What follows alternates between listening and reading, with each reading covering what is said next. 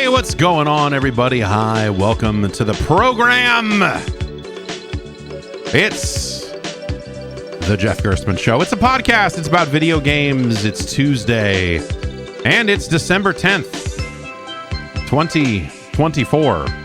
If you are going to do some holiday shopping, you should probably get to doing it. Oh, God. I have to buy stuff for people. I got to figure that out. I just thought of that just now. Oh, yeah, right. I got to, oh, man. Well, that's going to be racing through my mind for the next few hours. But hey, we're here. We're ready to talk about video games. It's been wild around here. Well, I don't know. It has been a year, for sure. And I, kind of hinted at it, so I figured I'd, kind of close the loop on it for people. There's not much to say. My wife's mother passed away, last week. And this is something that we knew was coming, for about a year. Cancer works in weird ways. That's the phrase everyone that's the phrase everyone says about it, right? She had dodged a bullet on this stuff a handful of times, and this one not so much. And so, there was a lot of medication and stuff that was kind of keeping things at bay. And then there was the side effects of that. And at one point the side effects become worse than the thing, and so it's a really strange ride, to kind of go through it. And, it was a lot of, there's just a lot of logistics and stuff that happen along with it that you kind of have to, like, okay, you're in the middle of going through this, and it's like, okay, now, my wife has to take a zillion different phone calls from people about, caregivers in the home and all this other, and what's the status of everything. And, things took a pretty rapid turn, near the end. Like, it's the sort of thing, you know how the story ends, right? But you don't know when. And so the last, like I said, the last year really has been on our minds, kind of at front of mind for a lot of this time. And, but really over the last few months here is when it's been, it got way more serious. And so, having that kind of way, like it's a situation, there's a certain amount of, like, you don't realize it until you're at this point where you're talking about urns and cremate, like those sorts of logistics that you start to realize, like, just how much time this has been sitting with everyone, and the effect of that has on everyone, and all that. And, for me, for everyone, it's like having young kids that are really attached to someone, and trying to figure out, like, what do we tell the kids about this? Like, hey, yeah, we're not going to see her anymore. It's not, and my oldest is 5 and my son is 3, and he's 3. He's bright in a lot of ways, but, like, that stuff's just going to bounce off him, and, like, maybe it'll sink in later, and whatever else. And so, it's really our oldest that we have to sit down and be like, hey, listen, she's been really sick. This is going to happen. And so we kind of got to have a couple of last visits with the kids, over the last month or so. And so that kind of, I think that kind of helped. It was like things weren't so far gone, like coherent conversations were able to be had. And I think that helped things quite a bit.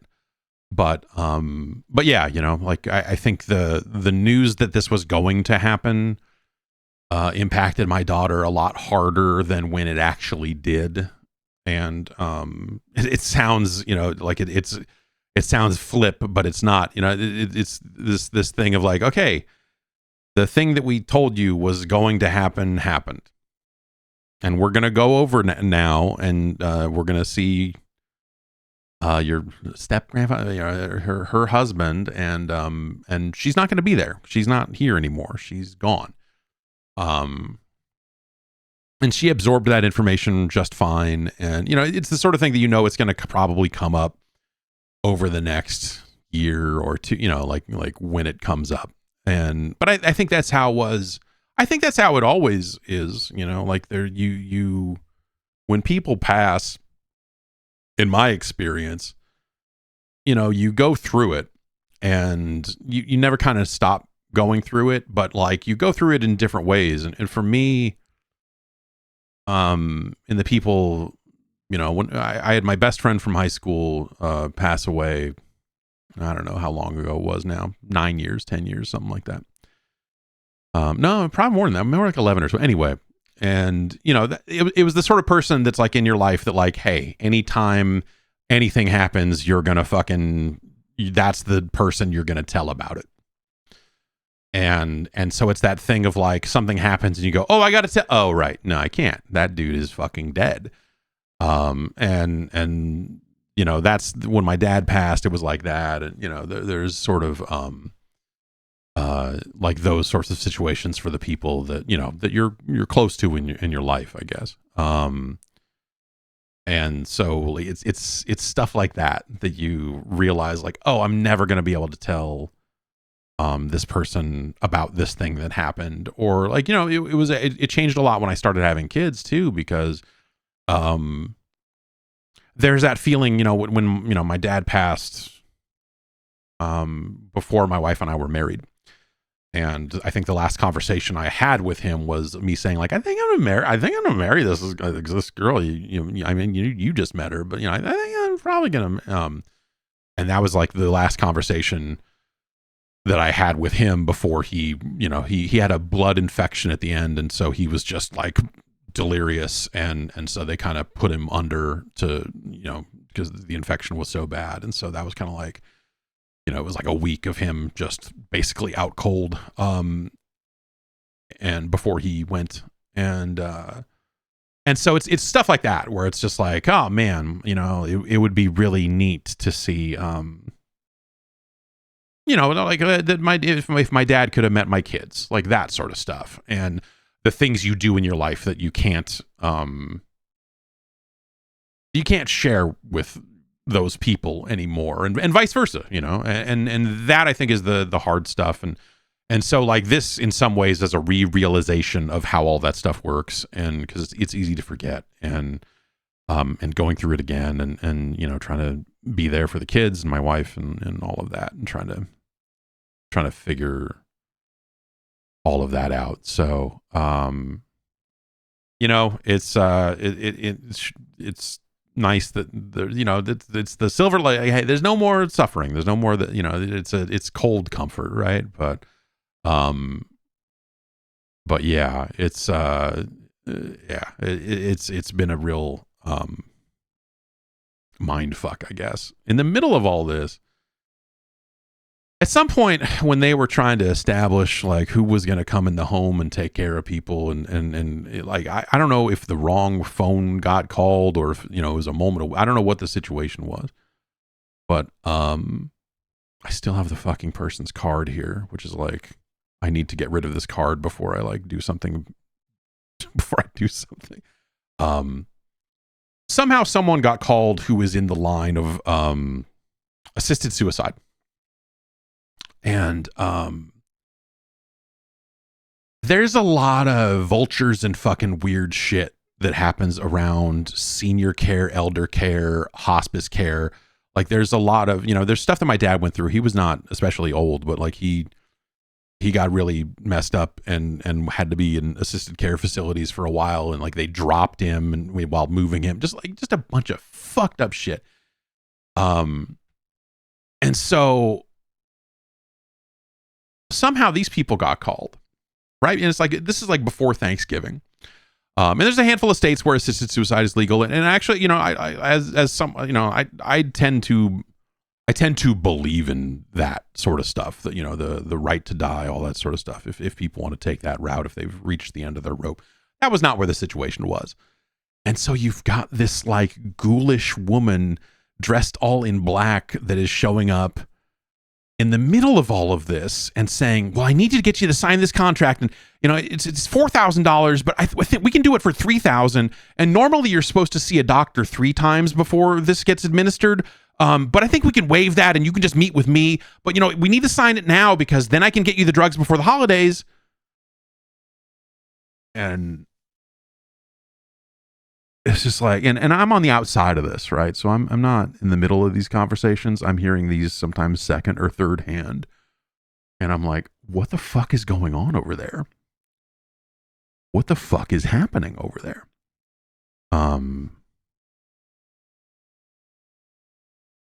And so we ended up saying, hey, you need to call, you know, because I don't have any power of anything. You know, I can't call them up and yell at them. But we've got to get someone to call these people up and be like, you need to never come to this fucking house ever again. And so that got done, and all of that sort of stuff. But it was just like in the middle of all this to have that come up, it was just like, are you fucking crazy? It literally, this was like the Monday of Thanksgiving week. Gotta get this contract signed so we can get you these murder drugs before the holidays. Like,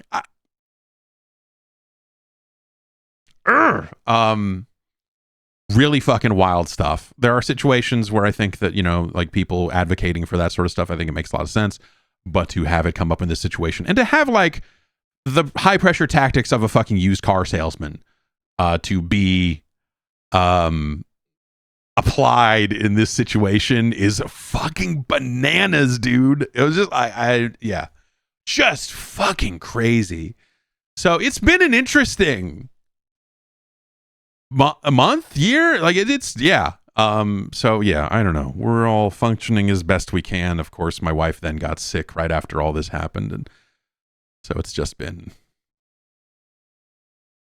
stuff. And she's in the middle of trying to get. She needs a minor, what should be a minor surgery, but like getting.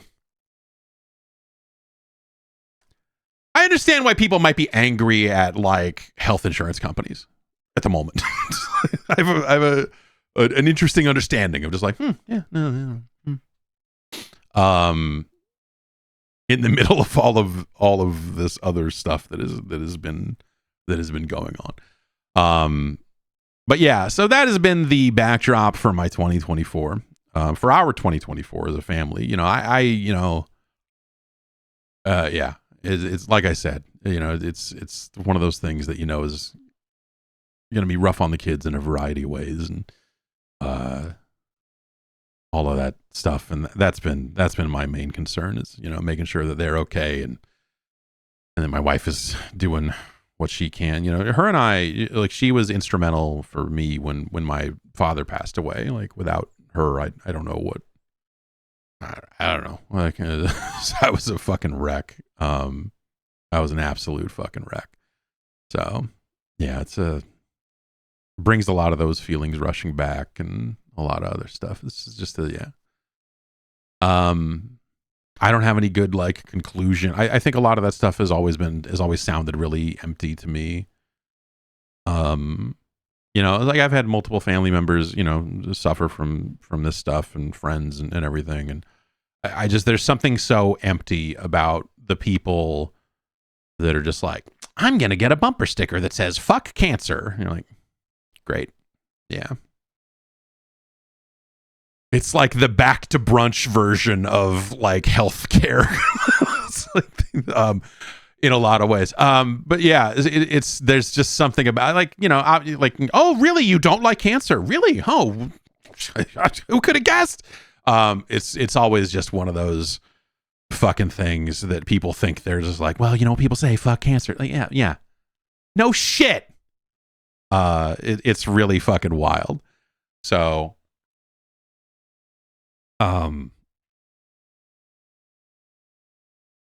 you know, these are the sorts of things that you hope that, you know, we will continue to make progress against, right? And we'll continue to make strides in science and medicine and all of this sort of stuff. And, well, and then you have people freaking out about, you know, potential new vaccine technology, all this other shit too on top of it. And you're just like, all right, man.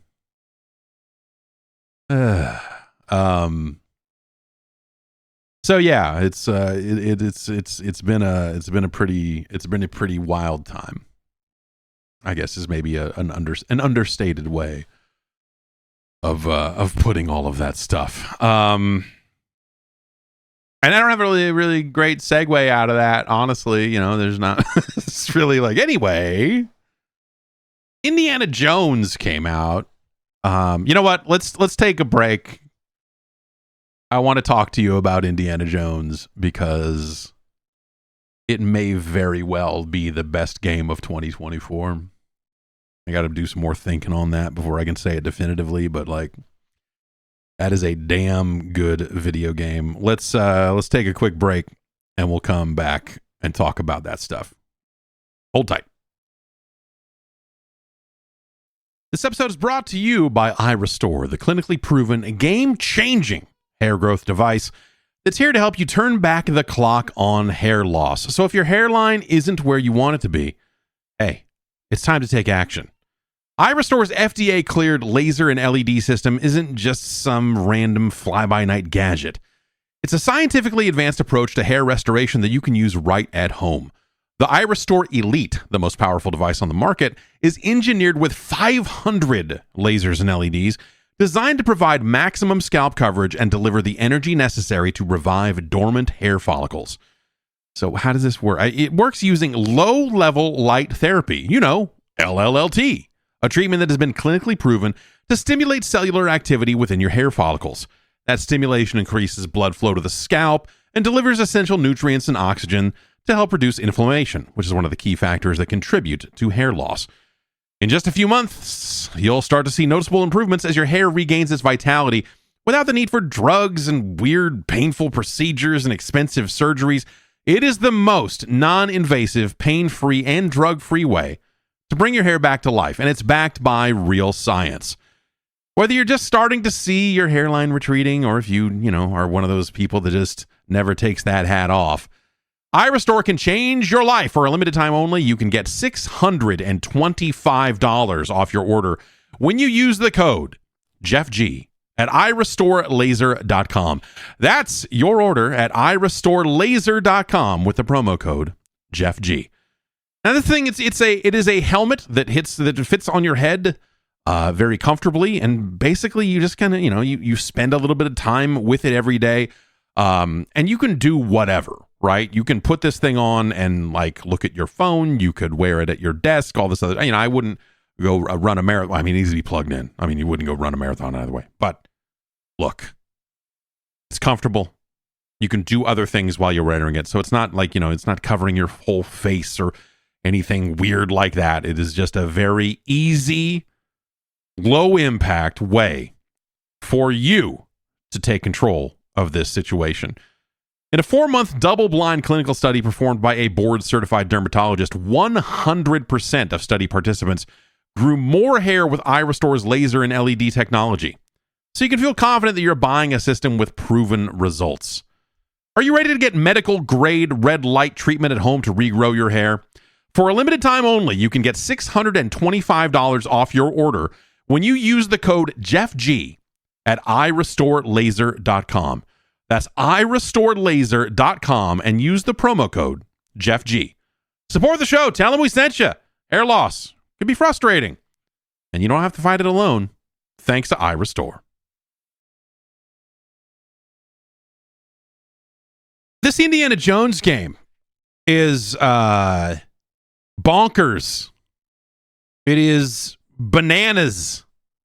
It is banarnars. I wasn't really sure what to expect out of it. partially that's because I don't know what they showed of the game pre-release. I was supposed to go see, like, it was like a situation where they were gonna like, hey, we showed it at Gamescom, and if you want to come see the Gamescom build, we're having a thing, you can come check it out. And I was like, oh yeah, totally. And then I got sick and ended up missing the event. It was frustrating. It's been a year of me RSVPing to events and then missing them for a variety of reasons. It's yeah. And so you're not really sure what to expect from it. You know it's a first person game with Indiana Jones, and you see some cutscenes, you go like, okay, yeah, all right, sure. But you're like, well, isn't Uncharted already kind of an Indiana Jones game? Hasn't Tomb Raider already tapped into a lot of what you think of as the major action points of Indiana Jones? And they go a very different direction with it. In a lot of ways, this feels like a follow-up to the Chronicles of Riddick, which is a game that that Starbreeze made years ago, and Machine Games is kind of born out of Starbreeze. It's not like a one-to-one, like, hey, these people made this game. We'd have to scan the credits and figure it out. But there's an openness to this game that you might not expect. And so a more modern point of reference for it would be like, there's some Hitman in this game. There's there's some Dishonored in this game. People are calling it an ImSim, and I think that is not exactly true, but it is more in that direction of an immersive sim than just like, you're not running around with a gun and a whip, dude. You're not just like, it is not just a generic action game, but you're wearing a hat this time. And so, like, seeing some of those roots, whether it's, you're kind of making that comparison all the way back to Riddick, but also kind of seeing the other games that it is kind of pulling from, whether it's, some of the stuff from Dishonored or some of the stuff from, some of the Hitman stuff. I say Hitman because you wear disguises in this game, and it is open, and it has that kind of clockwork open area sort of thing going for it. The game opens with a tutorial that is like a pretty action and puzzle focused thing. Where you get to do some Indiana Jones business. You got the bag of sand, you're grabbing the idol and putting the bag, you're doing Indiana Jones shit. And that's awesome. Like, it opens, you're like, dude, this is fucking cool. And then, like, after the kind of whiplash out of that is like, now, okay, there's a big mystery. You've got to go to the Vatican and you've got to figure out what the hell is going on. And so then suddenly you're sneaking into the Vatican. And once you get on the other side of this kind of sneaking mission, you meet up with your priest friend, and he's like, word, it's good to see you, dog. Here's a priest outfit because you're going to need a disguise. All right, man, I'll see you later. And then it's just wander around. And Vatican City is being, with the time frame in place, like, Vatican City is in the middle of being like low-key overrun with Mussolini's fucking thugs. And so, like, one of the first things that happens when you get to Italy is you see, like, you crouch and you hear one guy talking to another, and the subtitle, it just bills all of these guys as just fascist. And you're just like, oh, word, right, yes. We're gonna, okay, all right, we're gonna go murder, we're gonna go club fascists and wrap whips around their fucking necks. And so it is a stealth game. It is a game in which you want to sneak up behind people and knock them out, but also you can, do it with the hands. It's got a melee system that is pretty decent. Left punch, right punch, block and dodge, and you can kind of parry punches if you time your block right. It's an effective system that is the limit is your stamina.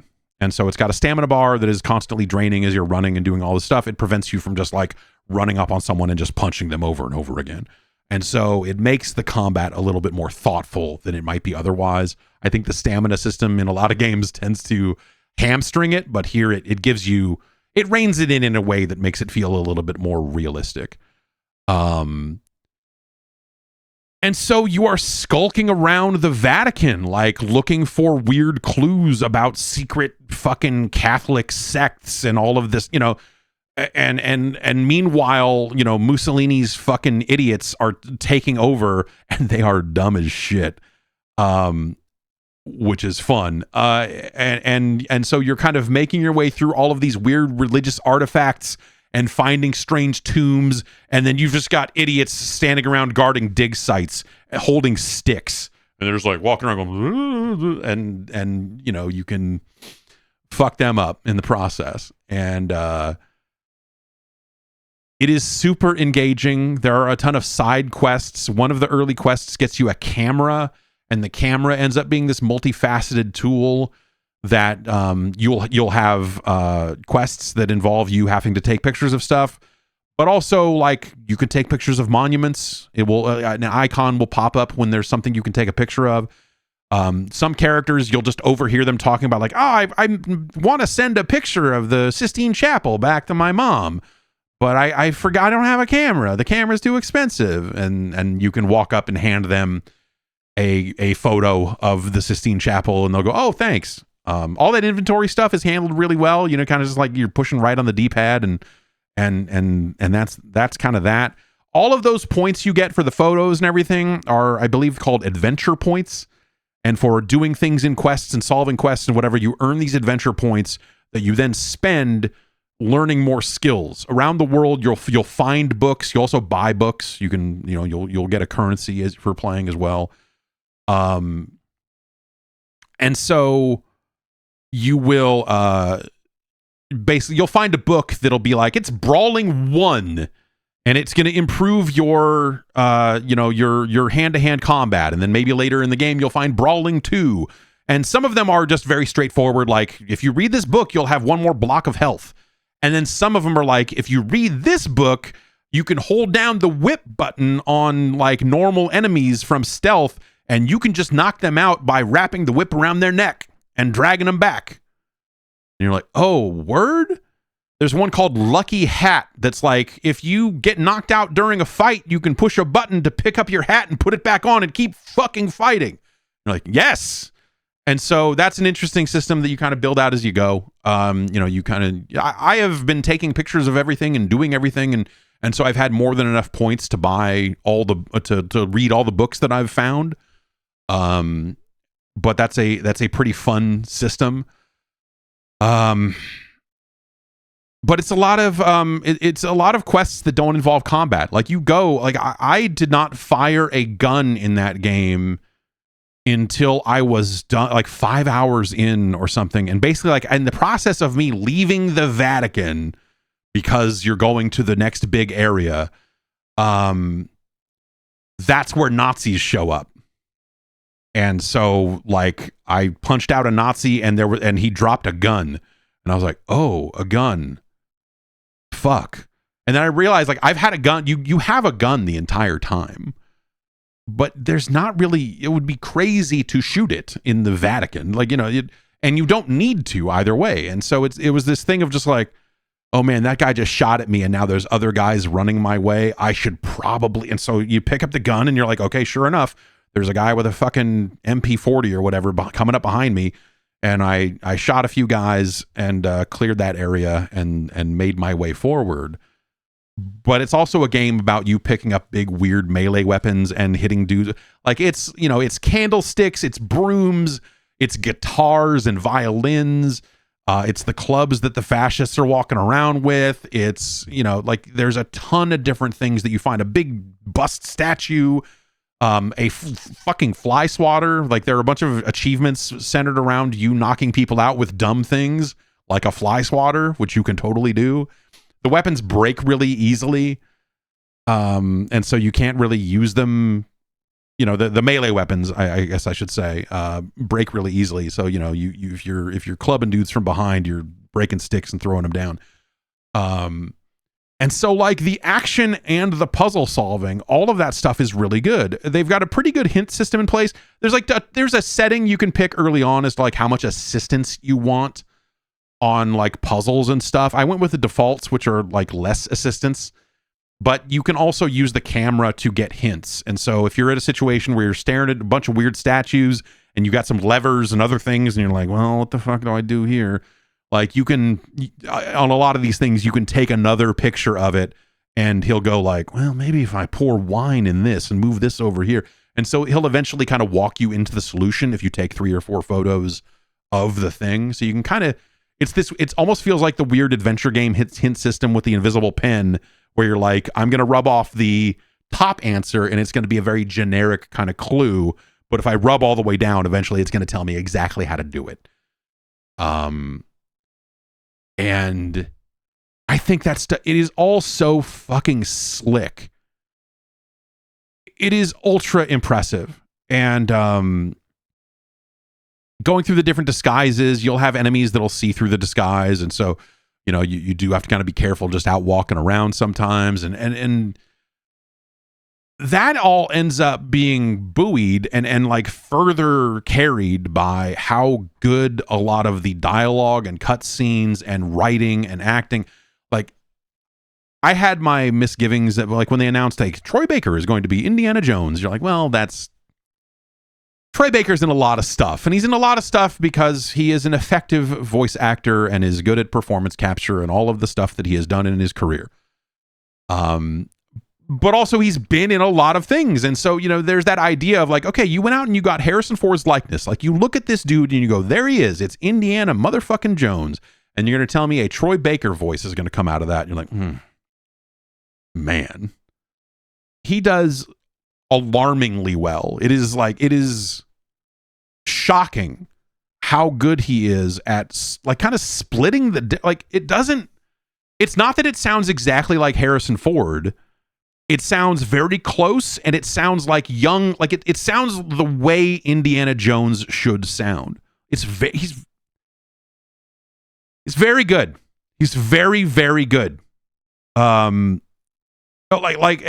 only thing I'll say about his involvement, Troy Baker's involvement in the game, is that you can tell that there's like some performance capture done. And so there's like a little bit of uncanny valley on the Harrison Ford model, where sometimes the way he smiles or looks, or like you look at some of that movement and you go like, it almost looks like Troy Baker's face is poking through Harrison Ford's skin or something.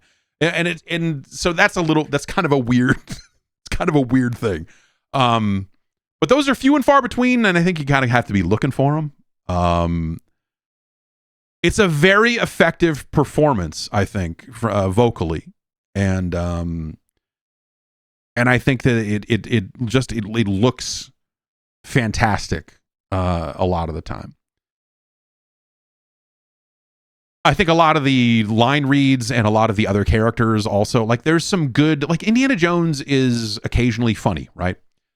You know, occasionally it's a guy getting, you know, it's that guy getting shot when he just pulls out the gun and says, fuck this, and shoots him in Raiders of the Lost Ark.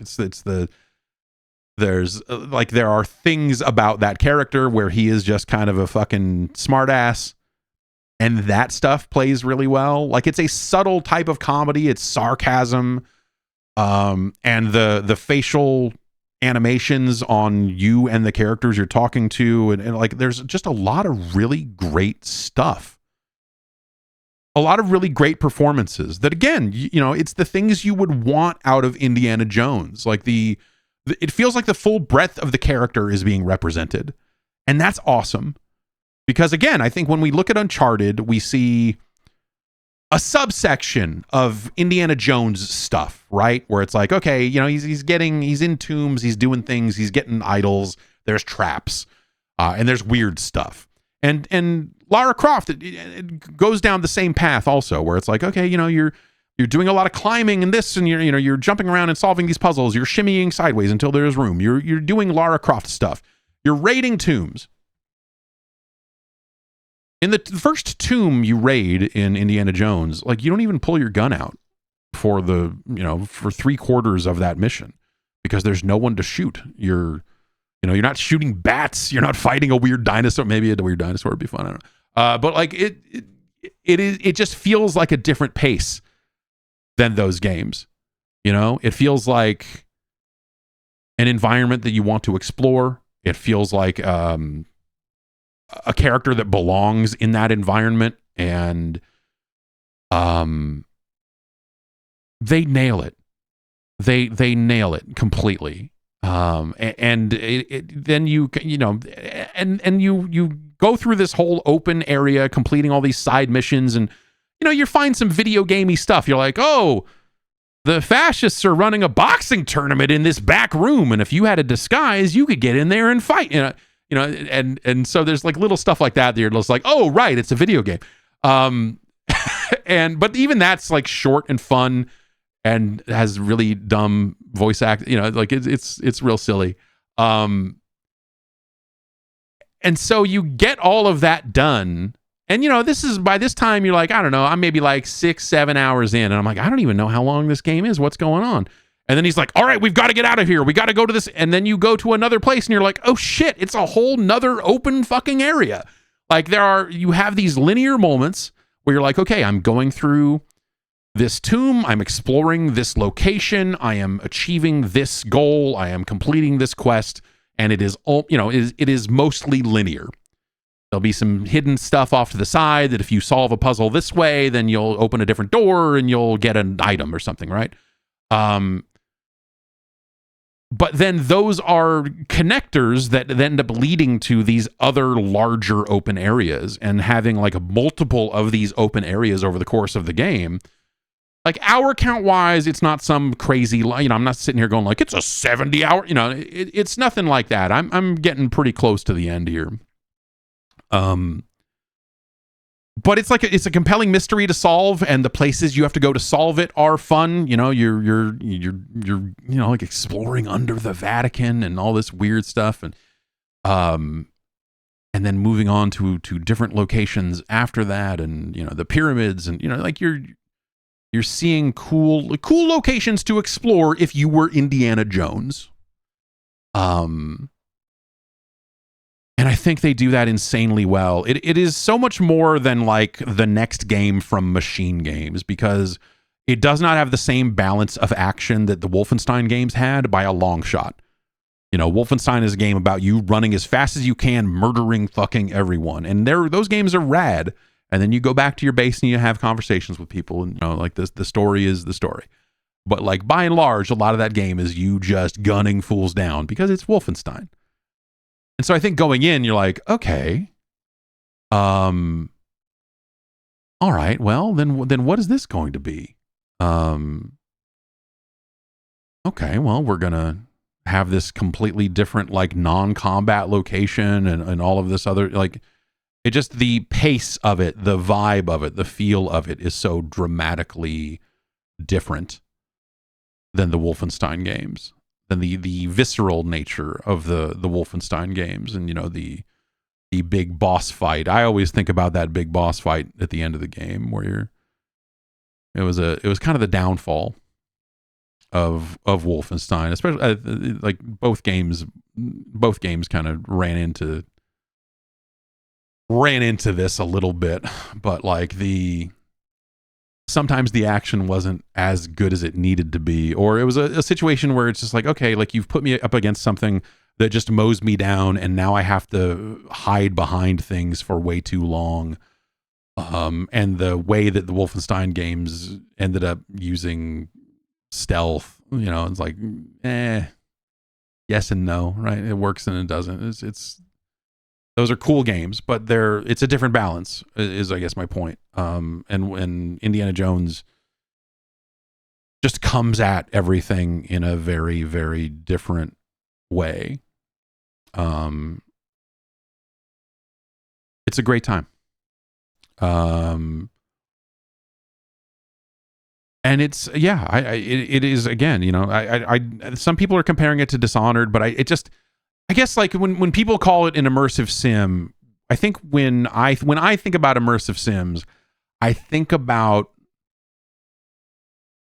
you are speccing your character in directions that afford you the ability to take a different route. You are like, I can talk my way through this because I invested in this. I can crawl through this grate. I can hack this door. I can crack this keypad. I can, the kind of Deus Ex style, like, well, you're going to have a door that you can hack. You're going to have a guy you can talk your way past. and you're going to have a grate around back you can open and crawl through. There you go. Immersive Sims at their best. 3 ways to get into this building, depending on which way you spect. And so this isn't that. This is these situations are a little bit more straightforward than that, you know.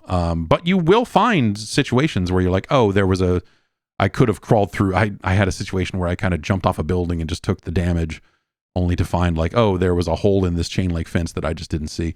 You know, if that's immersive, I don't maybe. But it is not. It's along the lines of something like a Dishonored, I guess I could say, and I see why people are making the comparison, but it's kind of not. I don't think it goes far enough into the having a great deal of choice to really qualify there, and so it kind of goes down that road. But don't. I guess my point is, don't go into this thinking that like, oh, it's going to be the next Prey, it's the next Deus Ex, it's the next, you know, like it's not. It's not that far down that road, but there are absolutely hints of that all over this thing, and it's fantastic. I need to finish it up, and I need to really sit down and think about it. I'm not gonna, you know, sit here and tell you it's the best game that came out this year, but it is 1,000% in the discussion. It's just a fantastic game. And you should absolutely play it.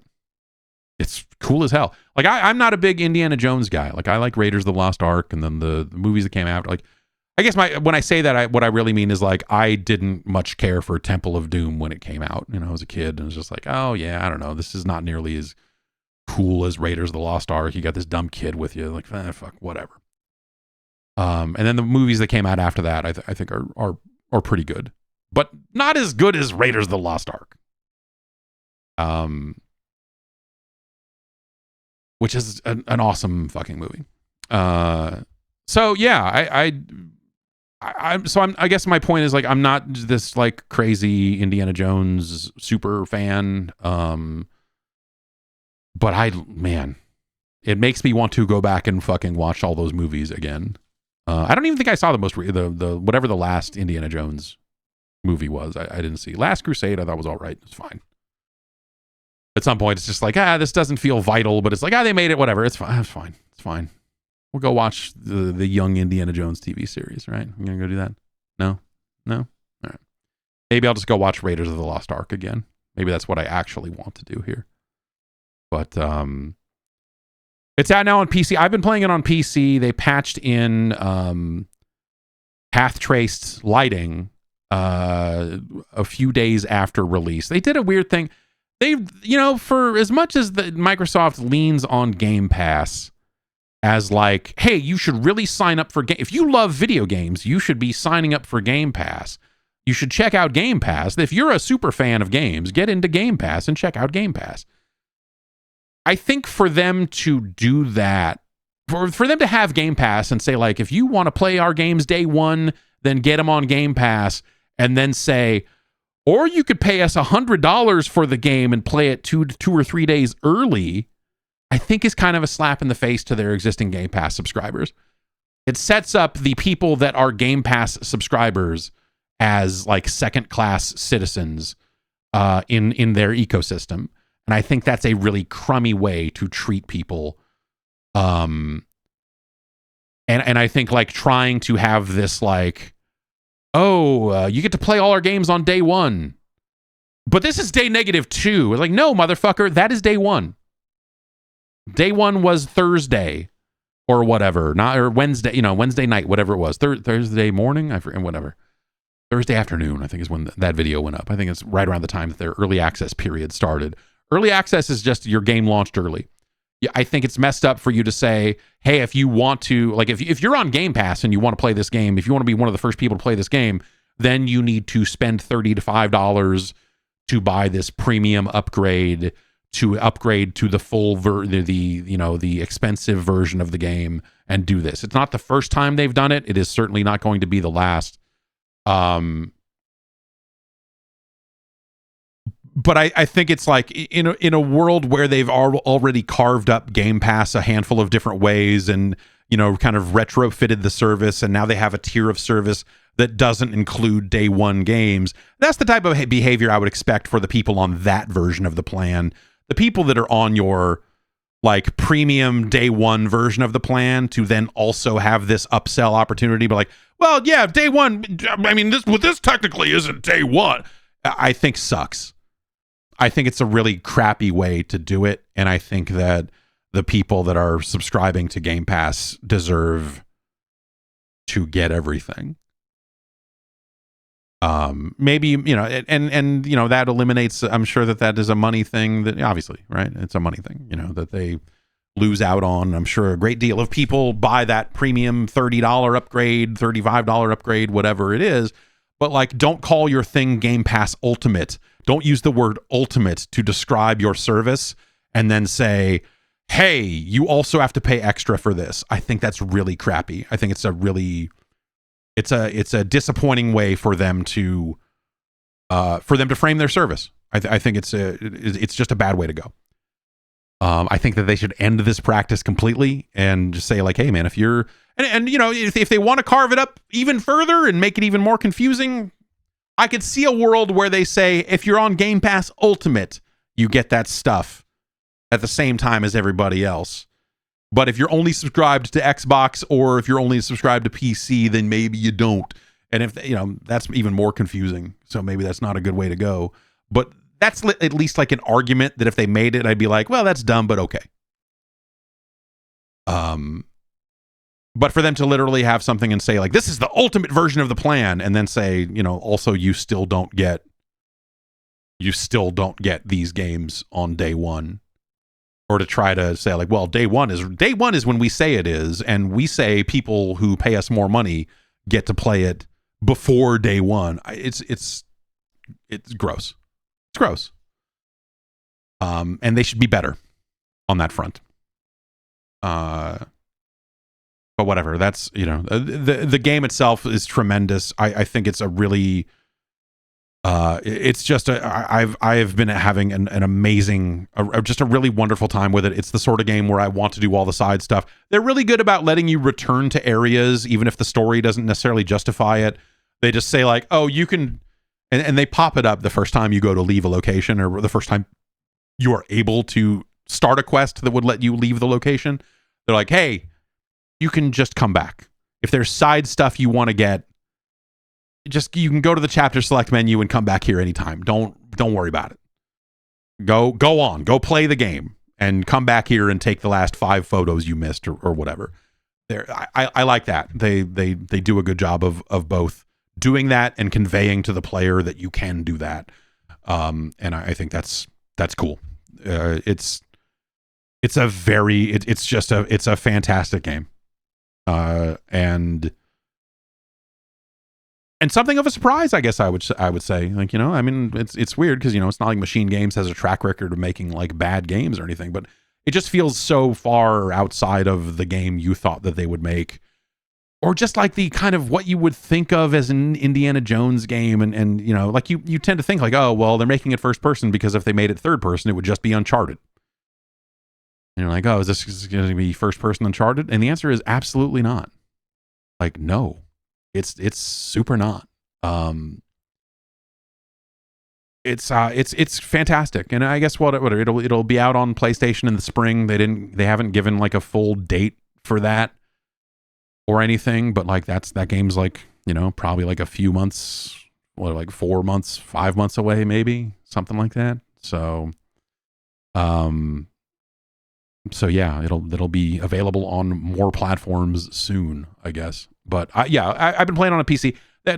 Sorry, it was a long-winded way to get back to this, but they patched in. It was not available at launch, so if you pay the extra $35, you got a version of the game that was missing a feature, I guess. They patched in path traced lighting.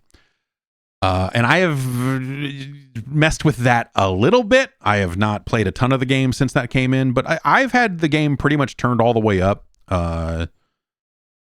And this is a machine that is over their specs, and it's run really well, even with all of the lighting turned up and DLSS turned off. Also, I have not. I'm just running it native 1440p, and it's looked fantastic, and the path trace lighting seems cool, but I haven't gone to a really dark area yet to see what that looks like, and so I haven't really put that through its paces just yet, but yeah, they added that stuff in, and I would say out of the gate, it looks all right, looks pretty good. So yeah. And I've not seen it on Xbox. I bet it runs totally fine there. Maybe the ray tracing is not as detailed or whatever, but yes, I have to imagine that the Xbox version probably looks just fine. Let's take one more break. We'll talk a little bit about Path of Exile 2, and we'll get into the news. And yeah, I'll be right back. The holidays. It's an amazing time to figure out that you have no idea what anyone that you're buying a gift for actually wants. You want to get them something practical? They probably already have it. I don't know. But don't punk out and get a gift certificate. Get something they could use every single day, and something that they benefited from having multiples of.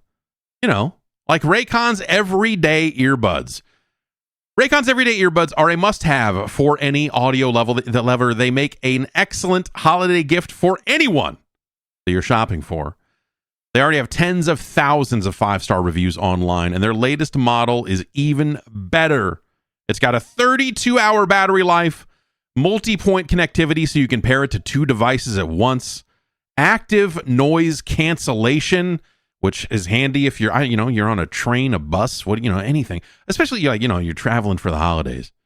Get a pair for yourself, and you open them up early, crack these open, and save yourself a little sanity when you're out and about in the noisy world. The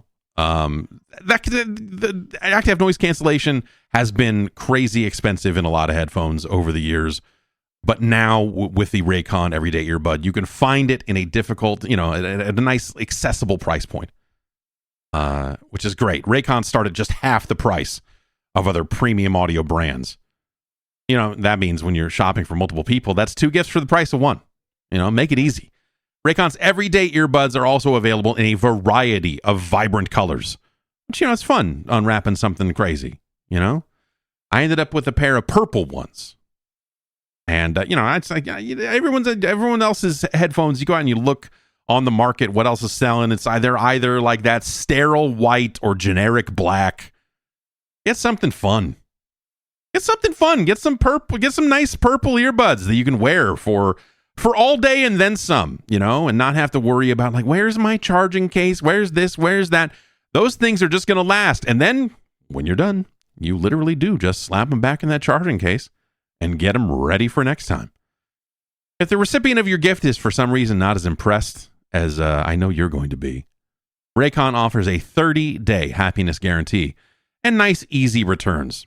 Save big for the holidays and get it to 25% off site-wide at buyraycon.com/JeffG. That's right. Up to 25% off everything on Raycon's site when you go to buyraycon.com/JeffG. That's buyraycon.com/JeffG.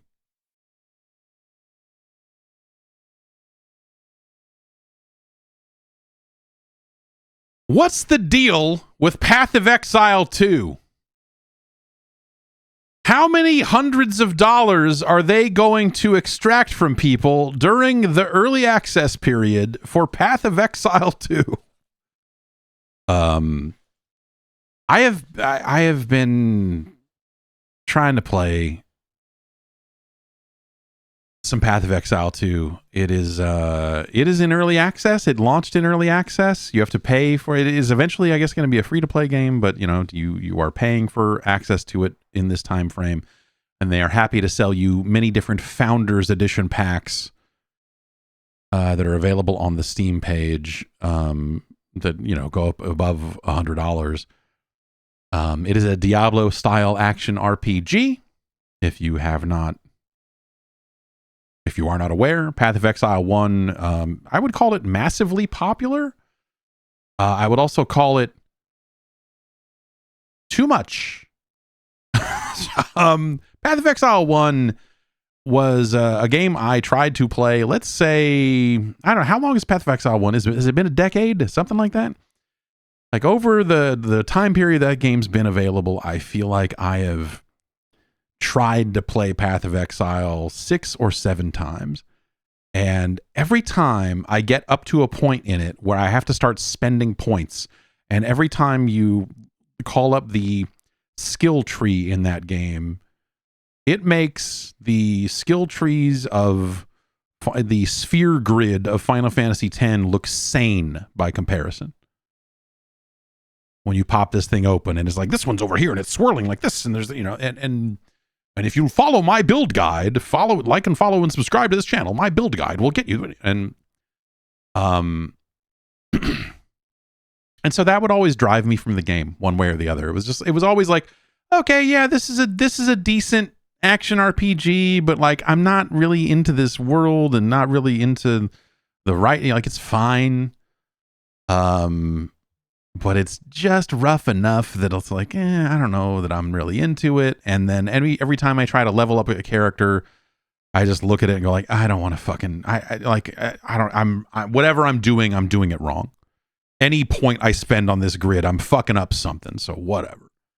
And so that's always been kind of my issue with Path of Exile 1, is that it really feels like a game that is built for people who are willing to dedicate a lot of time to playing that game. And as someone who, you know, plays a variety of games, Path of Exile just never really felt like a game that fit into my life. So when they were putting out a sequel, I was like, well, now's my time to get in on the ground floor and see what this is all about. I'm not sure. I don't know. It's in early access and the game has some technical issues. So I was fighting a giant worm, like pretty early on here in the game. I was fighting this big giant worm, and it's a very active it's a very active battle for this style of game. Diablo over the past game or two evolved in ways where, like, oh, you have to dodge, you have to get out of the way. You see a cone of an enemy's attack and you need to roll out of the way and not take the damage, and you know, and so they got into this type of thing. But like you know, like you would have to be pretty high up the difficulty tree for that stuff to like matter. And so you could get away with, you know, well, whatever. It was not difficult to dodge the attacks in Diablo. Here, this just feels like a much more active version of that style of combat, and it's kind of cool. It makes it feel like a weird, you know, like in another time, in another generation, this would have been like a behind the back, you know, third person action game with an inventory, and you know, it would have just been like, here's this cool PS2 game or whatever.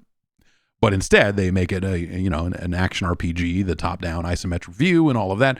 But it's like, it's very active. The enemies will attack in multiple directions. You have to dodge those attacks. You can roll out of the way. As a warrior, you get a shield that you can actively hold up to block.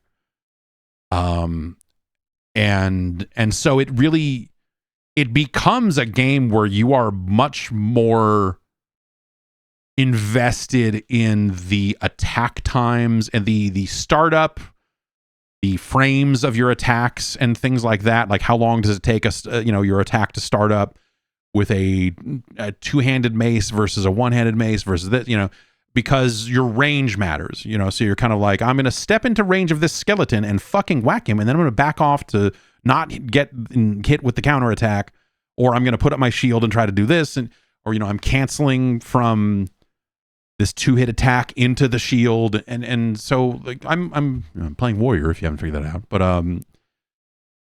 it feels like a much more active and engaged system than the typical action RPG. Yes, you are clicking on skeletons until they explode, but if that's all you're doing, you are taking a ton of damage that you simply do not need to take if you just play better. and it's neat. But it's also so full of systems that I think the game doesn't always do a great job of describing. I mean, it does still have a massive fucking skill tree sphere grid looking thing that's like, okay, you got to choose this or this. Like, okay. And then from there, it's like, well, I guess I could just continue down this path and like, okay, I'm getting +5 to strength, and I guess that's good, right? It's still a feeling like, even though I'm only level fucking 4, I already feel like the skill points I've spent them wrong. And there have been barely any choices to make so far. It still somehow feels like I'm doing something dramatically incorrect. You'll find skills, you'll inscribe skills onto gems, and you can slot those gems into your skill thing, and so you'll get different attacks and abilities that way. And so, you know, it eventually, you know, you can play on controller, and I've been playing on controller. It's available on PlayStation 5. I think it's on Xbox as well. I'm not positive of that. But I know it is on PS5 right now. And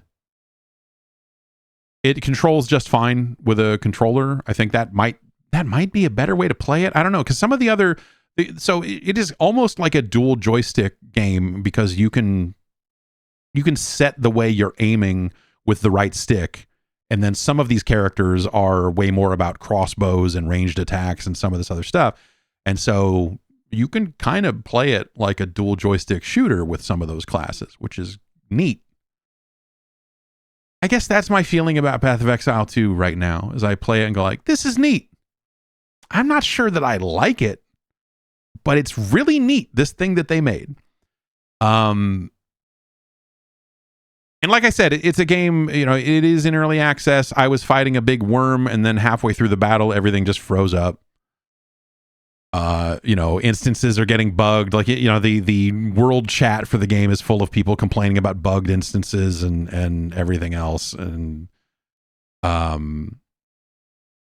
so it might be, you might be better suited not playing it right now. Unless you're, I mean, if you're so diehard about the game that you need to play it early, then you are already playing it. So, you know, you don't need me to tell you. But I think if you're on the fence about it, I might wait a week or two and just kind of see what happens. Also, you know, it's so some of the, it's okay. Let me get this. So some of the cosmetic packs and things you can purchase right now will also work in the first game. And they will be bringing some of the things from the first game into the second game. And as they do that, if you already bought a pack in the first game that becomes available in the second game, you will just get it for free. For free, air quotes. And so some of the purchases I think you make in Path of Exile 2 will already work in the first game as well. And so they're really trying to straddle this line to keep both games alive and keep both games going, which is weird. But, you know, I guess not the worst idea in the world.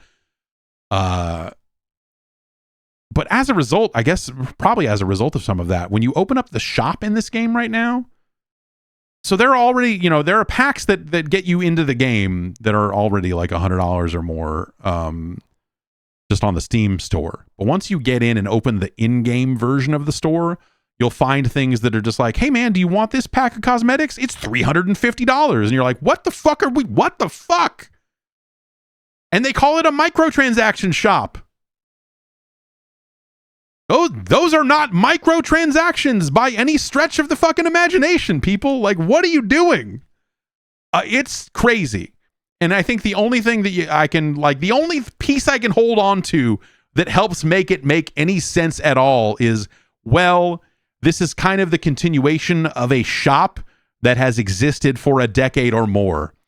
And also they have a decade of research that says, oh yeah, there's people playing this game that'll fucking pay us some fucking money, that will open their wallets and they will fucking Star Citizen the fuck out over this game. And so I'm sure that they just know that there's going to be someone out there that's like, yes, I would like to pay $650 for the shiny version of this. And I need more inventory slots. And so, like, they're selling, you know, additional tabs in your inventory and all this other stuff. A lot of free-to-play games are going to do that. That's not the end of the world, but that ain't no microtransaction shop. That's for sure. Um, but hey.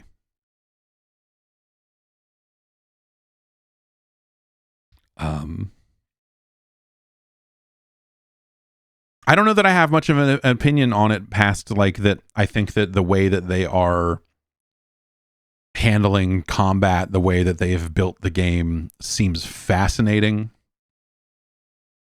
But right now it's the game has been just seemed a little too glitchy, and getting kicked out of that boss fight, like, you know, dying to that worm like 4 times in a row to figure out like, okay, here's what I'm doing wrong, and here's the thing I need to dodge, and here's the thing I need to do to, you know, to actually stand a chance in this fight, and let's go do this. And then having the run that was like, okay, this is going to be the time that I win this fight because I've figured it out. Oh, wait, the whole thing has frozen up, and now I have to just quit the desktop in order to move forward. Was a good sign that I should not play this game right now because I am not into it enough that I'm willing to put up with that level of technical issue. So I'm probably going to give it a little bit here and maybe dive back into it in a month or so and see, and you know, see where they're at with it, I suppose. But yeah, I don't know. It's it feels like a game that has a lot of the it still has all of the things that pushed me away from the first game. The things that let me know that I did not want to play the first game. Like, all that stuff's still there. But like, I don't know, the combat and the movement and everything, it's nice. I do want to give it another shot, but I'm not going to, like, it's never going to be a game that I would devote myself to, and it also seems like a game that kind of wants you to do that, and I don't think it's good enough to warrant that at all. Let's get into the news.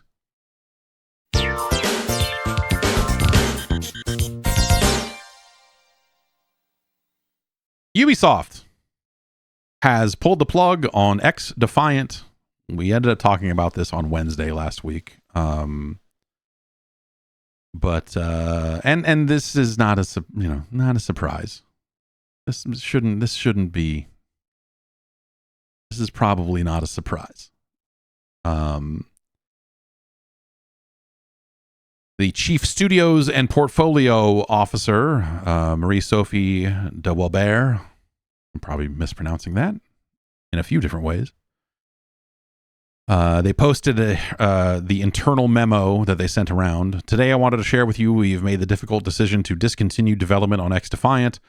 Despite an encouraging start, the team's passionate work, and a committed fan base, we've not been able to attract and retain enough players in the long run to compete at the level we aim for in this very demanding, free-to-play, first-person shooter market. As a result, the game is too far away from reaching the results required to enable further significant investment, and we are announcing that we will be sunsetting it. So they still have a season in the works, and so the season 3 will still happen, and the game will be up and running until June 3rd of 2025. However, if you have not played the game before, you cannot download it. It is only playable by people, which you know, I guess whatever. It doesn't matter now. They're shutting it down. They're going to say that's a horrible way to attract new players, but whatever. They're shutting it down. So I guess they don't care. Some players will be eligible for refunds if they purchased microtransaction currency within, you know, a certain window or a certain type of founders pack. I think those players will get their money back.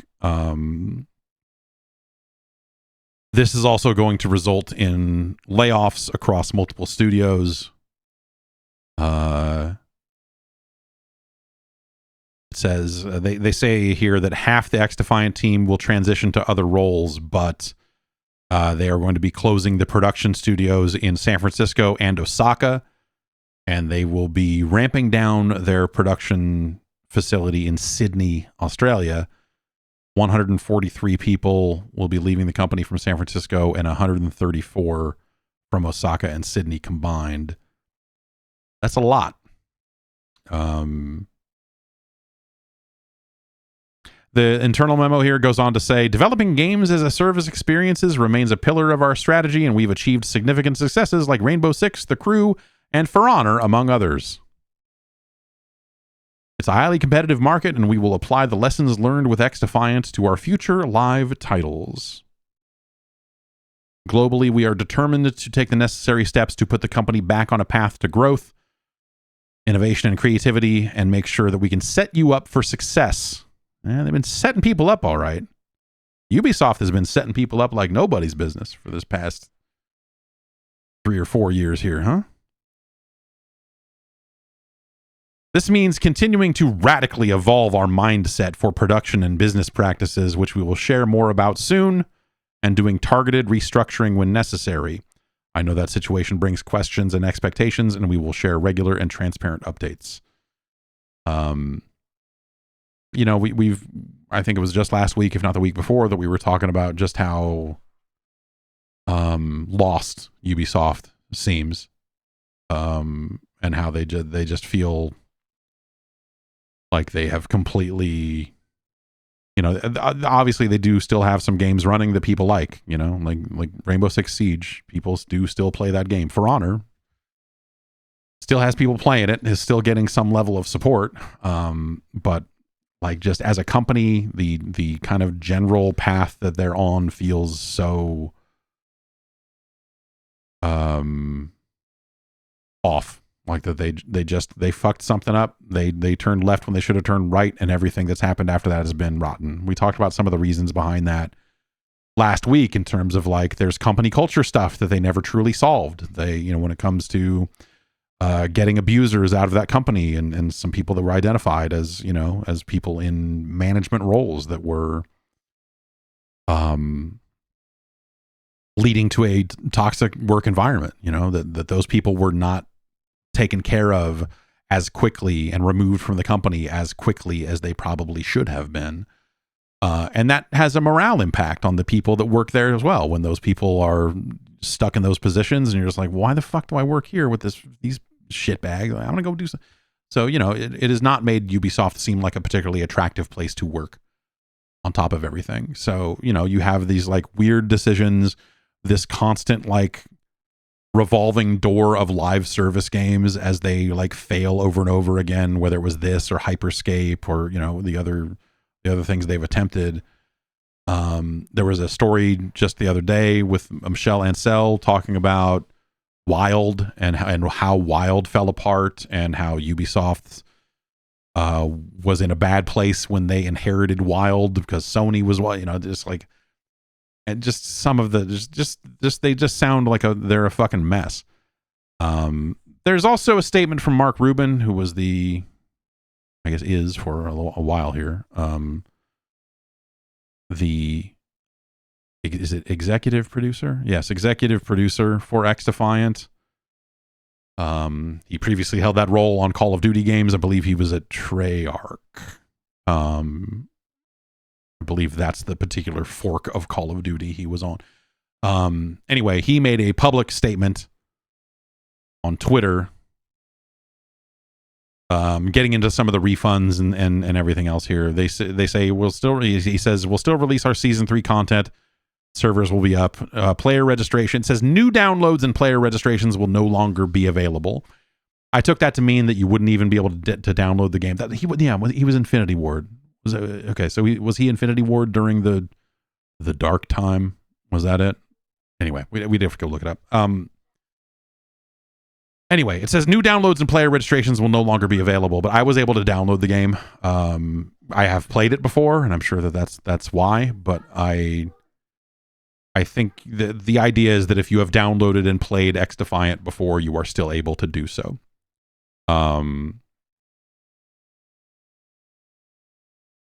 And he says, a few years ago, Ubisoft and the San Francisco dev team embarked on a bold adventure to develop a new arcade shooter called XDefiant. It was from the start an incredible challenge. Not only were we trying to shake up the genre by removing skill-based matchmaking while bringing back a more old-school arcade shooter experience, but we were also diving into the high-risk, high-reward realm of free-to-play. And for that, I want to applaud not only the dev team, but also Ubisoft leadership for taking that chance. I think there's something really weird about like that being the thing that he kind of leans on, is like, we were going to shake things up by taking out skill-based matchmaking. I was like, yeah, it didn't work. That's never been, no, normal players don't fucking know what that is or care. And when you explain that to them, they go, what? Why would I be, what? Skill-based matchmaking is a thing that streamers get mad about, and they find ways around trying to get it. They want to get into lobbies with players that are worse than them so that they can have good games on stream. That's not a thing. That shouldn't be a thing. Nothing about that should be catered to. My understanding is that people used to use 2 PCs to do that in Call of Duty, where they would have one account that was a low-level account where they deliberately played poorly, and then their main account. And so they would party together their 2 machines and then use the low account to matchmake. And so they were it called 2-boxing, I believe. My understanding is that Call of Duty just blocked 2-boxing within like the last week. And so I think that, you know, like trying to hang your hat on skill-based matchmaking as like, well, we're going to get that out of our game. Like clearly it was not a differentiator. Like no one cared. And again, no one should care.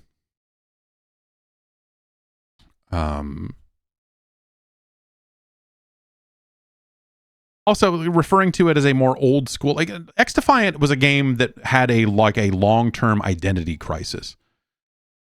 Seeing it pre-release, and they ran a bunch of beta tests, and it felt like that game was just going to never come out because they were getting people into these closed betas, and I kept seeing leaks from it, and it had a much more wild, I guess, like what I would call it, like more of a graffiti style or something, but it had a much more outlandish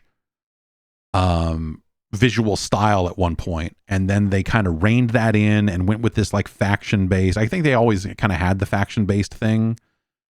I think that was always a part of it, but like they kind of just settled on a direction, cleaned it up, and I don't know, man. It felt like a game with like very little identity. You know, when it came out, like the visual identity was just very generic. It was just like, here's some characters we lifted out of other Ubisoft games.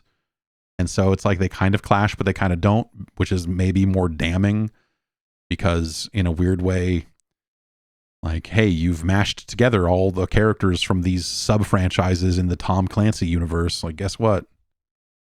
They all kind of look like they don't look all that dramatically different. Yeah, originally it was Tom Clancy's XDefiant. They got away from that and got the Clance off of it. But it oftentimes felt like a game without an identity, and every time I would see it, I you know, like before they formally announced it, before they you know started running more public and open betas and stuff, you just look at it and you're like, this doesn't make sense. Like the swings they're taking here, the things they're trying to accomplish, the thing they're trying to carve out room for and saying like, hey, we're going to do this. Just those felt like weird ways to go that I don't think, you know, and I think chasing after the skill-based matchmaking thing is you're chasing after a niche of a niche, you know, it's like what percentage of the overall shooter audience knows or cares about that? You could argue like, oh, well, it's the streamers and they will be the ones who advocate for our game. That must have been the path that they thought they were on, right? It's like, we'll take this out. Pro players will like it. They will become our best advocates, and that will lead to a player base. But like, no, I don't think that I don't think that is a differentiator to the vast majority of people that plays these games. And I think that skill-based matchmaking works. Also, I mean, I think there's something fundamental about this argument that is already kind of bullshit. because the system works fine as it is. And so the thing you're complaining about is, generally speaking, a thing that the only people who are loudly complaining about it are people who are trying to run a business on trick shots and all this other stuff. And like there's really nothing wrong with skill-based matchmaking. And I think if you don't believe that, I think you're being fooled. But also saying like we're bringing back a more old school arcade shooter experience. I think the end result of that game, I don't really think that the game that they shipped exhibits that. Like if old school means we don't have kill streaks in it, like like they went down the road of like, hey, we've got guns, we've got attachments, we've got this, we've got that, and there's just a lot of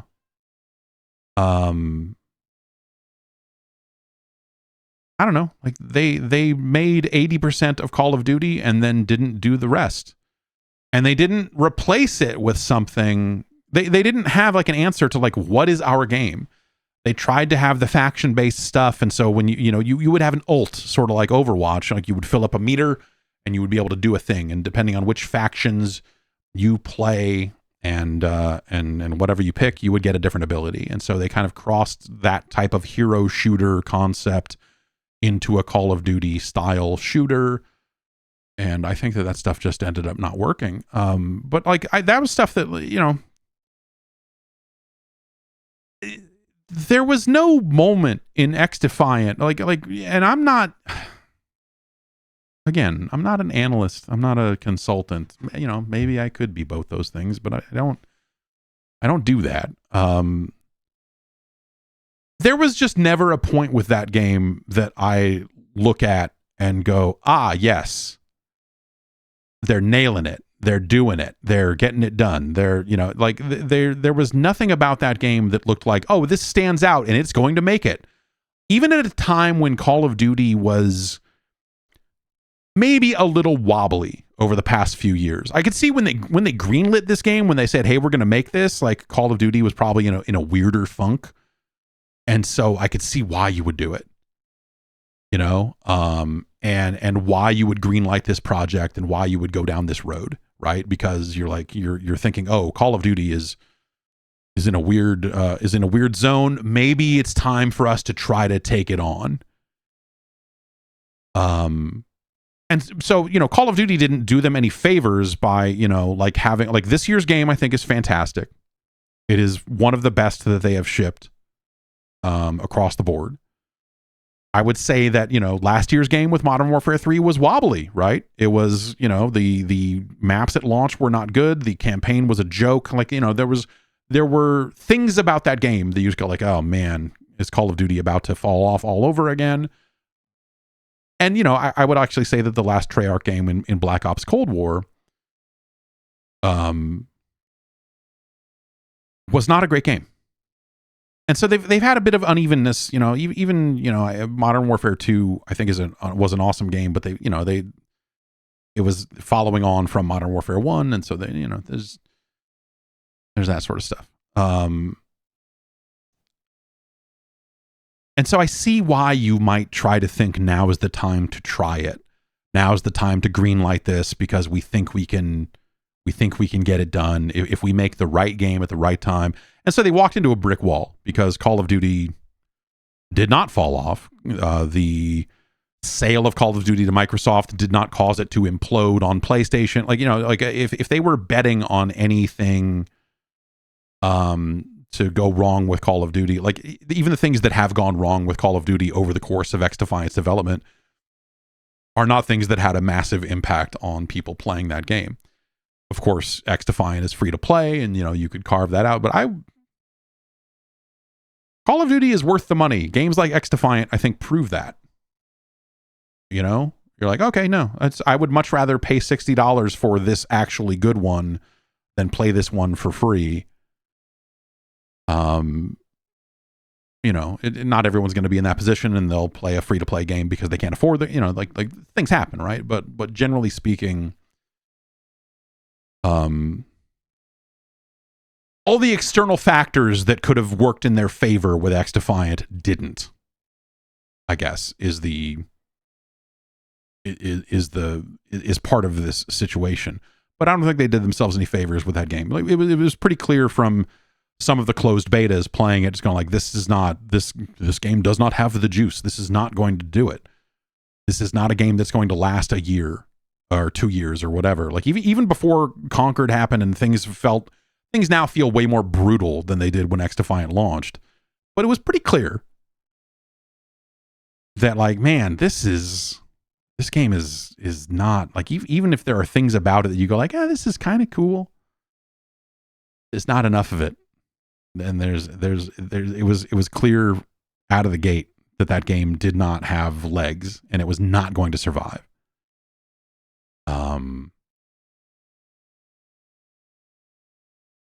So like, in a lot of ways, this feels inevitable to me. Like, there's nothing about this that's surprising. It still sucks. I think, people losing their jobs, like, a lot of people did a lot of good work on their way to shipping XDefiant. Like, there's, they got the job done. They put in good looking guns, the maps, texture work. Like, there's artists and people, there's plenty of people that worked on that project that's going like, all right, I just show up to work and do what they tell me to do, that did fine. And now some of those people are going to lose their job because people way higher up were like, we're going to take on Call of Duty. And they're like, yeah, you fucked up. You misjudged this market. And now here we are. And you're laying off, 300 people or whatever it is. And the people that made those decisions will probably all keep their jobs, right? It's just like, it's a shitty situation.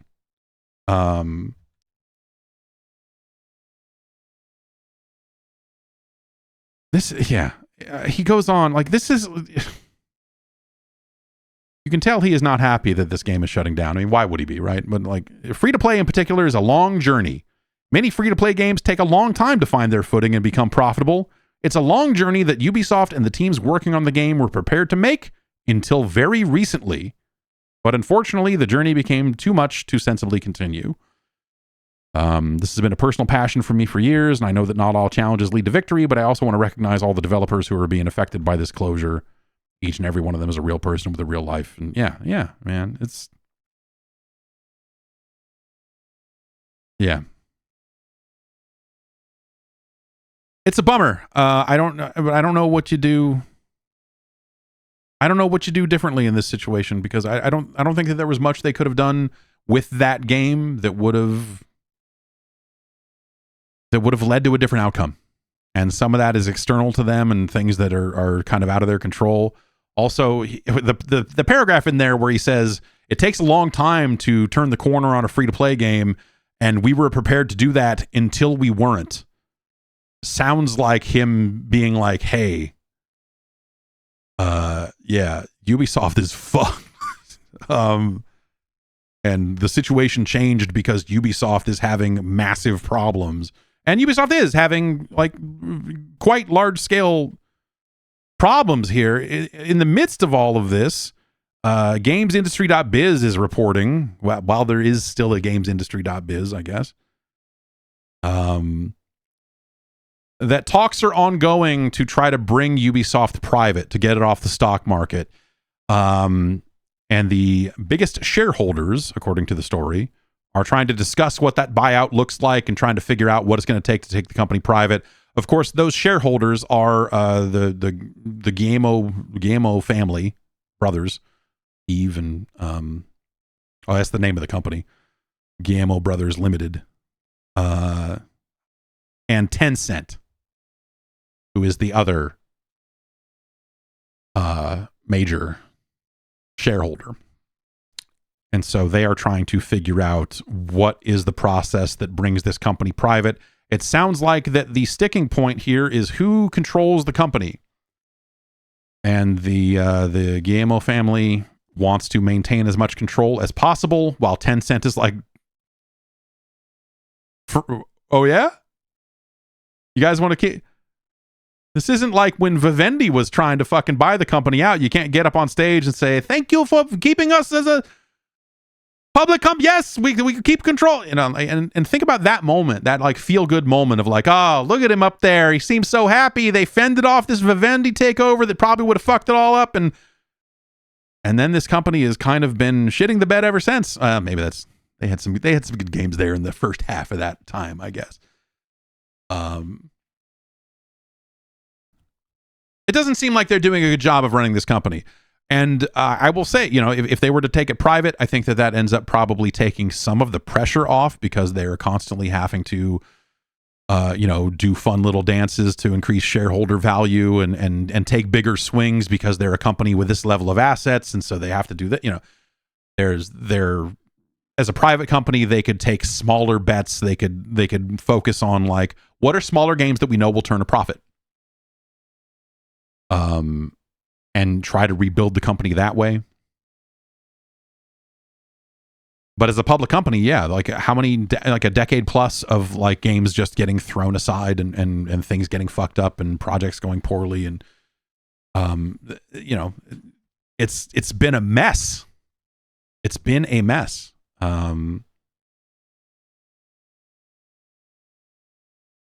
And so this report is that Tencent is said to be, this is a quote from the gamesindustry.biz article on this by one James Batchelor. However, Tencent is said to be holding off taking part in the buyout and increasing its stake in Ubisoft until it has been promised a greater influence when it comes to future board decisions. The discussions between the two are ongoing, in part to help prevent any other investor performing a hostile takeover, with Reuters sources as claiming Tencent plans to bide its time and wait for the family to agree to its conditions. So,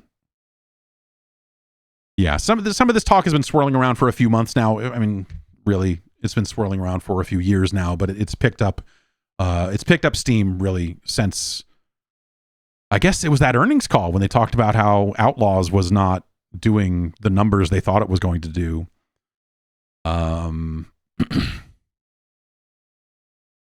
And so they've reduced their financial targets, and they're doing an internal review as to, like, why is everything so fucked up around here?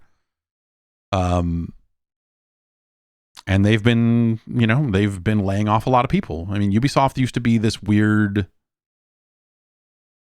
like, you would hear the number of, like, how many people are employed at Ubisoft and how many people worked on Assassin's Creed. They were the ones running.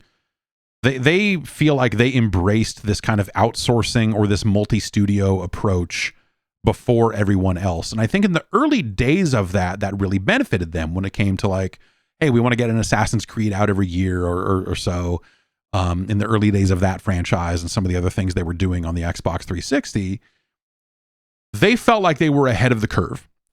They felt like they had figured out a new way to make games at scale, and figuring out ways to manage teams of that size, right? Like, that's the hard thing, is, like, you can throw 3,000 people at a game, but, like, how do you fucking negotiate? How do you figure out who does what? How do you keep all that in track without employing a zillion producers? I think the answer is that I think they employed a zillion producers. But they became masters of, like, whether it was external outsourcing or that kind of inter studio approach, it felt like they had figured it out. Of course, and as we turn generations and get into the current generation where, now we're making all these assets at 4K and now we're doing this, the last 10 years or so, that's just gotten a lot more expensive. You're managing a much greater number of assets. You're generating much higher resolution assets. It's much more expensive to do. And, and so that probably impacted some of that process, along with a fatigue. I think, like their editorial board that kind of sat at the top of the company and shit on some of the story ideas and some of the other things. Like, I remember when they said, hey man, we're going to set a Far Cry inside the United States. And we went and did all this research, and they spent all this time telling us about the scary moments they got into going out there and visiting cult members and some of the other shit that they did to prepare for making that Far Cry game. And it really felt like the people at the top of that project were like, yeah, man, we want to fucking we're going to tell a really fucking crazy fucking story. Because we went and did all this shit. We went and, we went out there and saw some wild shit, and we want to put all of that into the game. And then it went into the editorial grinder and came out the other side the most fucking milquetoast, like, hey, who can say what's good or what's bad? I guess, guys, these games aren't about politics. Like they just made the most limp dick video game they could have. At a time and with subject matter that like you could make something really compelling out of that stuff. Like fuck, like yeah, and so they fucked up a lot of stuff along the way, and that didn't help for sure. But it just, I don't know. Ubisoft is feeling like they have been off track for a long time. And that's got to be frustrating to the people who were there trying to do good work and trying to do fucking exciting shit and trying to fucking make things happen, is that then you've got a company, you've got a team above you that will then squeeze any of the fucking edgy shit out of your game and say, all right, I don't know, that's go ahead and make that. I'm over here working on Avatar. Whatever, man. So yeah, this will probably happen eventually, right? Like they'll agree on something that will end up taking the company private, unless someone else steps in and does something hostile and takes over the company. But who would?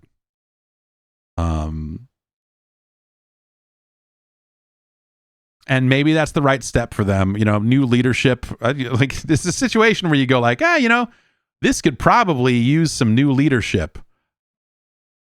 But right now, the likely company to be taking over that is Tencent. And that's not the new leadership that they probably need. So I don't, if you want to play a fucking free Assassin's Creed game on your phone, then hey, yeah, I don't know. If you want the Division 3 to be, yeah, whatever.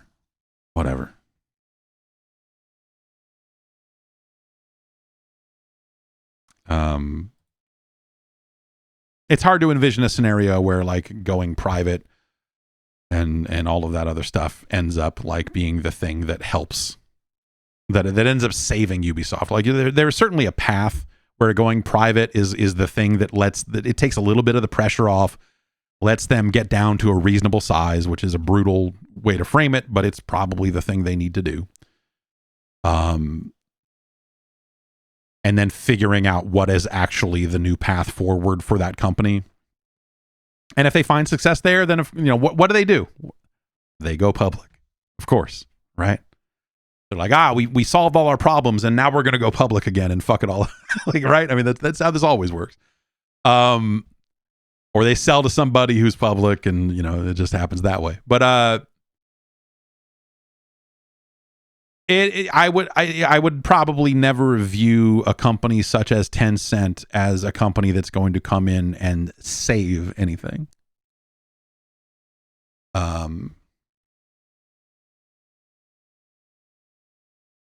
So we'll see how that goes.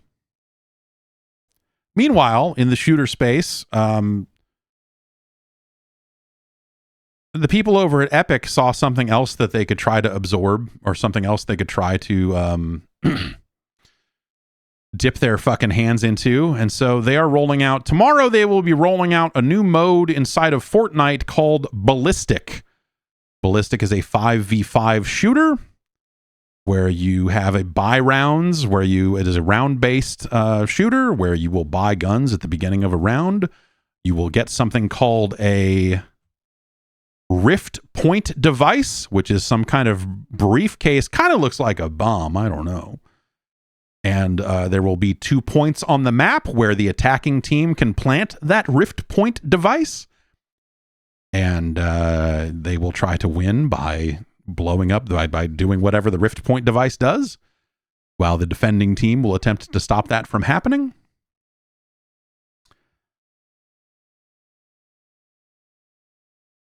So they're making their own Counter-Strike. It's a first-person game. I don't know if you knew this Unreal Engine. This Unreal Engine is capable of first-person games. I don't know. It's weird. I don't know. Seems like one of the differences here is that you will get a flex gadget. I'm reading here from the Fortnite.com article. Every ballistic match starts with players on each team selecting one of 5 flex gadgets that they alone will be able to purchase for use during the match. Players can purchase the gadget they've selected and hold 2 of their flex gadgets in their inventory each round, which cannot be dropped or picked up from other players.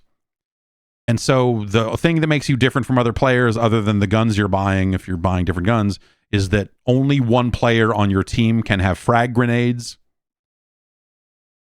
The other items are a proximity mine, a bubble shield, a Raycon grenade that will mark enemies, and an impulse grenade, which will, like, launch you into the air when it goes off. So you could theoretically throw an impulse grenade behind you and launch yourself across the map, or, you know, or launch yourself some kind of distance, or throw it at enemies and launch them away from one of the bomb sites. They get into details in this article that, like, you don't really need. I mean, I don't know. Well, it's like players who disconnect from a match have a 3-minute grace period to reconnect before the penalty is applied. So if you leave a ranked match, a rank penalty will be applied and you will not be able to join another match for a period of time. Which is, yeah, cool. I don't know. Sure. AFK or leaving players will have an additional rank loss. Your rank will be protected if you lose your first match of the day.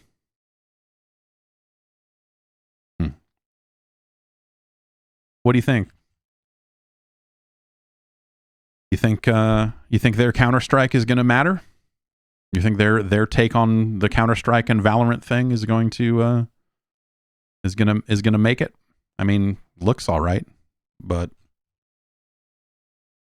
I wonder. I gotta say, I don't know that it, like, when I think about what I perceive to be the Fortnite audience, I would not think that they would want to play a Counter-Strike style game. And I don't know if they're making this a little bit more casual than the typical Counter-Strike or Valorant style game, but I don't know. They're rolling this out with a bunch of talk about rank penalties and all this other stuff, which sounds like they're intending for it to be taken pretty seriously. Also, I think the only people who would want to play a Counter-Strike game would be people who are going to take it at least a little bit seriously. I'll be curious to see if they carve out any space in this, like what they take away from, you know, if this takes players away from Counter-Strike, if this takes players away from Valorant, like I don't know, like I don't get the impression, like there are people that I know obviously a lot of people like League of Legends and there are a lot of people who like Valorant, but I don't know that they're necessarily like loyal to Riot per se. Maybe they are, and I don't know. Like I don't pay super close attention to that, but like it feels like the Valorant audience would be the audience that would be shook loose of things a little more easily than the Counter-Strike audience. Because in my mind, the Counter-Strike audience is all a bunch of fucking weird old dudes who don't want to play, do not want to launch Fortnite. Because they're all fucking lunatic. Like when you talk to me about Counter-Strike 2, what I think about, and I know it can't possibly be this, because it just can't. But when I think about the Counter-Strike audience, I think about a fucking open soda can that is covered in cigarette ash. I think about someone chain smoking in front of a computer, fucking playing Counter-Strike. They are wearing a white wife beater and it is filthy. They are living the dream, is what I'm saying. And so I don't think that crowd gets shook loose of Counter-Strike. I mean, if they were going to, it would have been when CS2 first launched and they were like, what is going on here? But it feels like a lot of that stuff is solidified in a way that people are kind of whatever, or people are into it now. They, you know, people are always into it, but I mean, the people that had misgivings about CS2 feel like they have come around, I guess. Or maybe they're just playing Valorant. I don't know. But yeah. Anyway, I guess my point is like this feels like something that might be more disruptive to Valorant than it would be to Counter-Strike. But who knows? This doesn't strike me as something that people who play a lot of Fortnite would want to play. But because it is quite a different thing. I mean, I'll probably try it because, you know, I don't know. These Epic guys, they used to be able to make a pretty good first-person shooter. And then they decided to stop doing that in favor of a third-person shooter. And I kind of want to see how the guns feel. Because the gun feel of Fortnite has been like the most frustrating thing to me over the years of just like, ugh. Also frustrating to me is that they decided to, and from a business perspective, this makes way more sense. But the idea that they sat down and said, let's make a Counter-Strike instead of sitting down and going like, we've got this flat cannon. We've got this shock rifle. We got this stuff, man. We should do something with it. What if we made a mode in what if we made facing worlds into, what if we did the idea that, you know, they could just put Unreal Tournament inside of this game instead.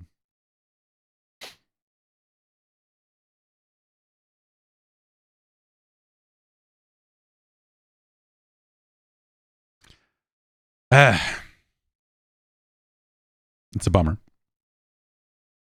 It's a bummer that, like, realistically, the only way that I would think of them ever doing anything with Unreal Tournament at this point is that they would do it inside of Fortnite.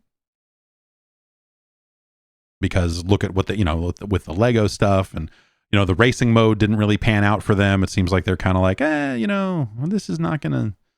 But like they stepped forward and confirmed like we are committed to the music stuff inside of Fortnite. We're gonna do this.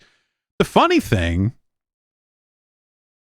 about all of this stuff living inside of Fortnite now is that they've gone ahead and they developed a launcher for a launcher. The Epic Store is now even further removed from the action, right? Because now you've got to run the Epic client and then launch Fortnite. And now that's a launcher for all of these other modes and things that they have made, that other people have made, that, you know, stuff that exists inside of this ecosystem. At what point do you think they go, oh, fuck it, dude. We're just going to make it so you can just launch Fortnite. You know, like on phones. I don't know. That would mean the end of their store. So I don't think they'll actually do that. Because the minute they don't require you to have an account on their store to play Fortnite on a computer, it probably just all goes away. I don't know. Or the alternative is actually probably the better thing is like, you know, and they did this a little bit when the Lego stuff rolled out and some of the other Fortnite stuff is they do have separate entries inside of the Epic launcher. So I assume they'll do that for Ballistic, but really you're just, you know, that's almost like a command line argument saying like, hey, launch Fortnite and then launch into this thing. So,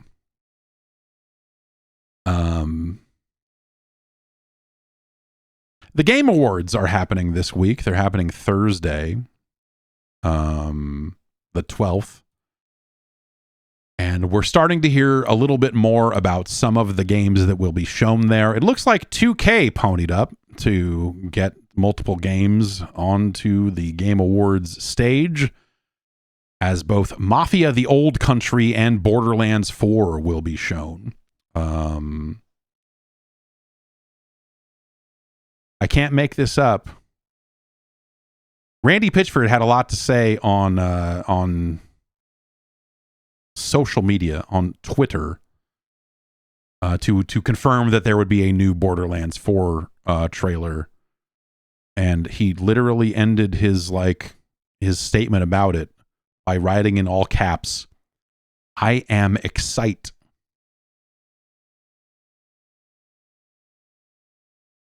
It is 2024 by my count.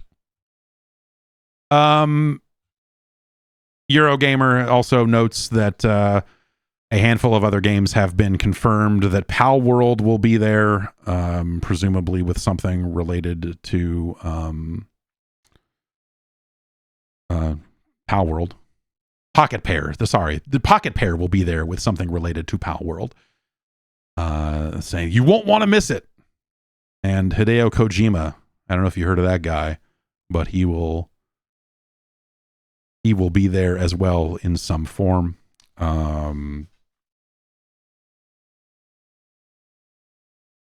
We'll see how this show goes. I don't, you know, like I've seen a couple of people who, you know, who would probably know a little bit more than some of the publicly announced stuff, saying like, oh, this is looking like it's going to be a big one, implying that there would be some big and meaningful announcements there.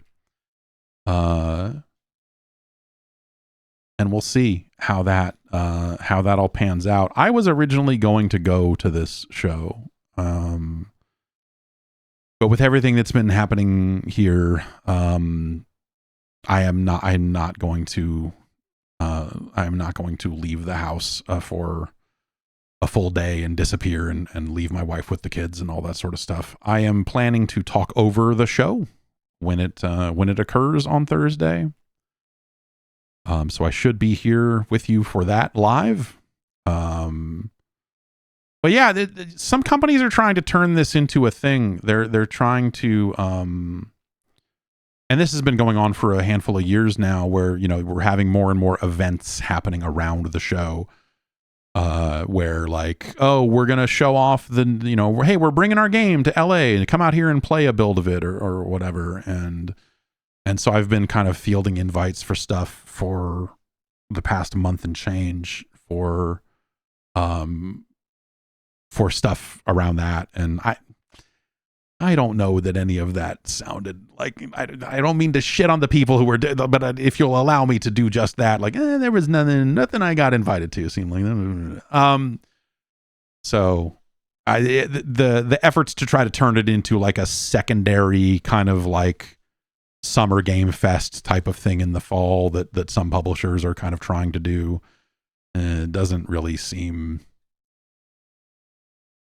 it doesn't really seem like that's taking hold, but at least not this year. It's been kind of hit and miss depending on the year, but in terms of like that does not impact things that you will see on the show, on the actual the broadcast itself, because those two things are not related. It's like some companies saying like, oh, we think a lot of people will be in town during this week, so why don't we have an event and try to get people to come out and see our game?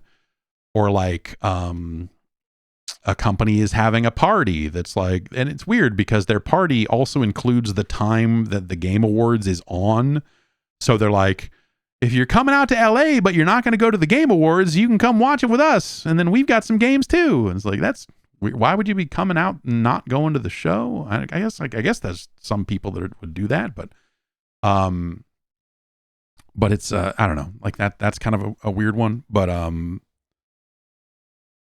but yeah, generally it's like there are a handful of companies that are going to show some games, but I don't expect there to be big news out of that. I think that if there's going to be any big news, it will be from the show itself.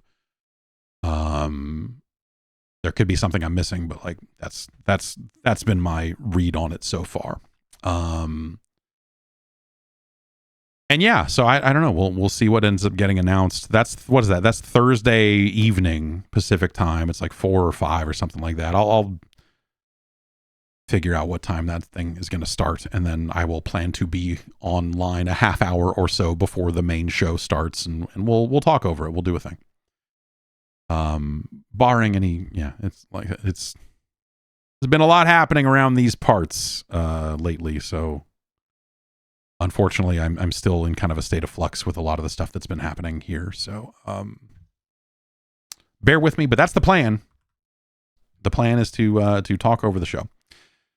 The plan over at Rocksteady is to end ongoing support for Suicide Squad. Season 4, Episode 7 is out now, and the last episode of season 4 will release in January, which that will also be the last seasonal episode for that game.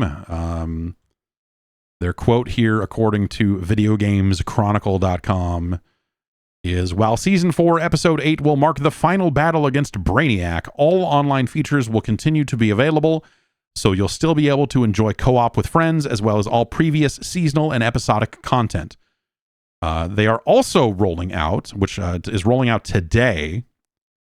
This is actually kind of cool in the grand scheme of things. They are putting out an online mode today, or I'm sorry, an offline mode today. You can convert your online mode save into an offline mode save, and then the two will never meet, for them to protect the sanctity of online play, I suppose. All of the great fans of that game, I'm sure, appreciate the sanctity of the online mode. And so that will be a game that you will be able to play offline when they inevitably take these servers down once and for all, right? So the game will not completely disappear. That's a cool move on their part. That's something that a lot of developers didn't do. That's something that a lot of developers were not afforded the opportunity to do when their games got shut down. And so it's nice that they are rolling that out. That should be a standard thing for these types of games, so that they don't have to completely disappear and all of that. So yes, January will be the final update for that game as a live service or whatever, but you will be able to play it offline. Video Games Chronicle also notes that the digital deluxe version of the game was priced at $4.99 during Black Friday. I don't know what they're charging for it now, but that is a steep discount. Last little bit of news here. itch.io was knocked offline for, let's call it half a day, something like that. I don't know how long exactly they were down. It was not, I don't believe it was more than a day. But apparently your friend and mine, the humble Funko Pop, is responsible for itch being taken offline. There was apparently some disputed game on itch that was theoretically a violation of the Funko IP, I guess. And that a firm that the Funko people employ, called Brand Shield, apparently issued a takedown request that resulted in the entire domain being taken offline. And now everyone is pointing fingers and saying like, no, we didn't do this. Like, basically, Brand Shield had a statement here that says their AI-driven platform detects potential threats and provides analysis. In this case, an abuse was identified from an itch.io subdomain. We identified and reported the infringement and requested a takedown of the URL in question, not of the entire domain. The temporary takedown of the website was a decision made by the service providers, not Brand Shield. Brand Shield remains committed to supporting our clients by identifying potential digital threats and infringements. We encourage platforms to implement stronger self-regulation systems that will prevent such issues from escalating. Fucking clowns.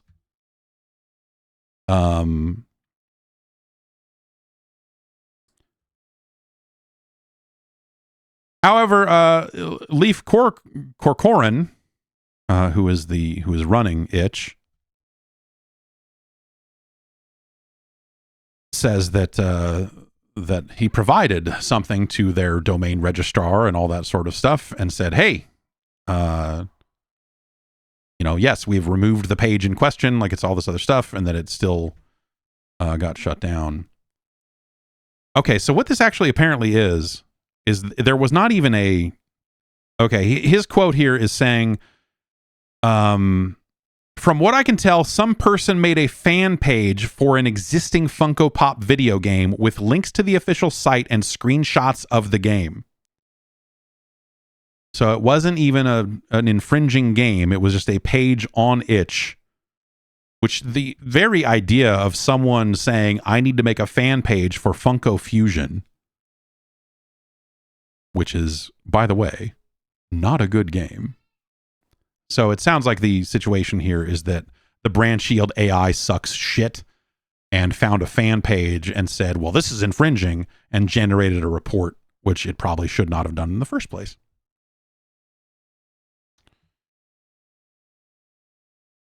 About 5 or 6 days ago, I received these reports on our host and from our registrar. I expressed my disappointment in my responses to both of them, but told them I had removed the page and disabled the account. The host closed the case. The domain registrar never responded. And then 5 or 6 days later, he got a downtime alert. And yeah, anyway, the site is back online now, but there's a lot of fucking bullshit when it comes to, this is something that you deal with on YouTube all the time. Where like, let's say I were to play a game called The Legend of Zelda on YouTube.com, or put up a video of someone playing a game such as The Legend of Zelda. Like, the music in that game might generate a copyright flag. And then I get a notice saying, hey, you're not going to make any money on that video because we found a song in it that this person is claiming, or this entity is claiming. And you go and you look at it. In fact, I'm going to go look at it right now so that I can tell you about it.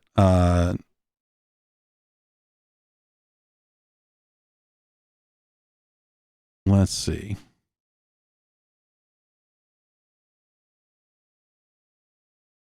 The Legend of Zelda title theme. Video uses this song's melody. It was identified as a cover. I put up footage of The Legend of Zelda, and it said, this is a cover song that you have put into this video, and so we are going to take your money.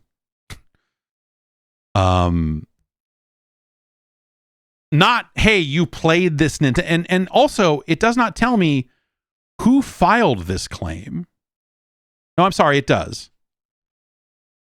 It says that the company that owns the rights to the Legend of Zelda title theme is Suisa _CSAC _CS, comma, Buma CS, BUMA, comma, must _CS. Like, it doesn't say that Nintendo is the copyright owner. And it doesn't say that these companies are acting on behalf of Nintendo. And so I am left to wonder, is this a legitimate claim or not? Or is it some fucking robot? And so you go, if you Google any of these names, you find people who did look into it and determined that no, these companies do not own the rights to this. They perhaps uploaded themselves a cover of the Legend of Zelda song and are like falsely copyright claiming music that they don't own. And so it is, if it was Nintendo doing this, I could at least look at it and go, well, okay, that sort of sucks, but it's theirs. And, like, I can sit here and make a fair use argument that I feel is strong, and they can decide what to do about that, if they agree or not. And the system is still flawed in those cases, but at least you see how it got there. Unfortunately, the YouTube system is so fucking butt-fucked that you have no idea who these people are, if they are legitimate or not. And there's no way for you to like click a button on a thing that says, yo, I think this is bullshit.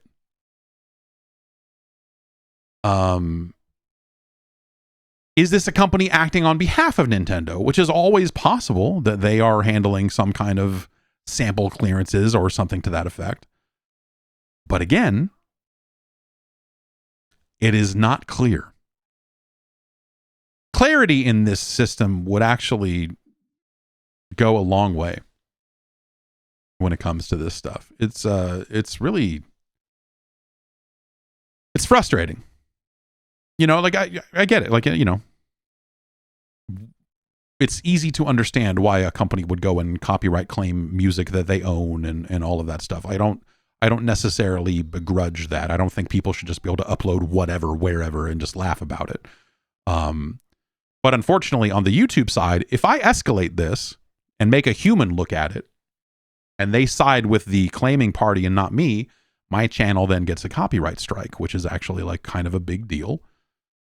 I had a game company give me a copyright strike that I had to contact them and like get removed and talk to a lawyer there for a while about why it was ridiculous that that was sent in the first place.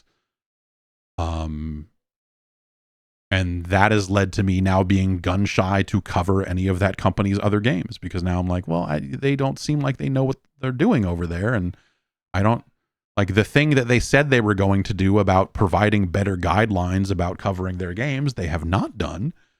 And so now I'm just like, all right. I think I'm just going to stay away from these for a while. So yeah, I don't know. It's a very flawed system, and because the manpower, the requirements, like all the other stuff it would take to actually do this right is probably impossible to do, even for a company of YouTube's size. And so they have created this horrible system. They have no incentive to actually fix this system, and it just continues to be bad. It's frustrating, but like, it's, you know, it's why I don't, you know, it's frustrating. It is what it is. I don't know. Like YouTube has that problem, and it's an ongoing issue. I don't know what the answer is, because I don't, like, realistically, I don't know that there's like an easy way to fix it. Anyway, let's go on to some emails here. podcast@guard.bike is the email address. You can send in some emails. I will read some of them, and we will read some of them on the program. Todd from Edmonton, Alberta wrote in and said, I am a Star Citizen sicko. And then I just clicked on the email, and it is too long. So I will read his final conclusion here, his last paragraph. Fuck Star Citizen. I played for about 3 or 4 hours, and it was a miserable experience. It was like all of the worst parts of a 10-year-old survival games wrapped in a mediocre, buggy space sandbox. At least it inspired me to go back to Elite, where I'm having tons of fun once again. Well, that sounds like you're not a Star Citizen sicko. But okay, in his intro, he says here, I was a day one backer. I'm not a complete sicko, having only spent $40 12 years ago, which gave me a fighter ship and access to the game. I haven't been super active following development, but a couple of my friends have, and they finally talked me into trying out the game, telling me there was enough there to sink my teeth into. So yeah, it sounds like it's not. It says it around planets, it runs at about 15 to 25 frames per second. Sweet. Cool game.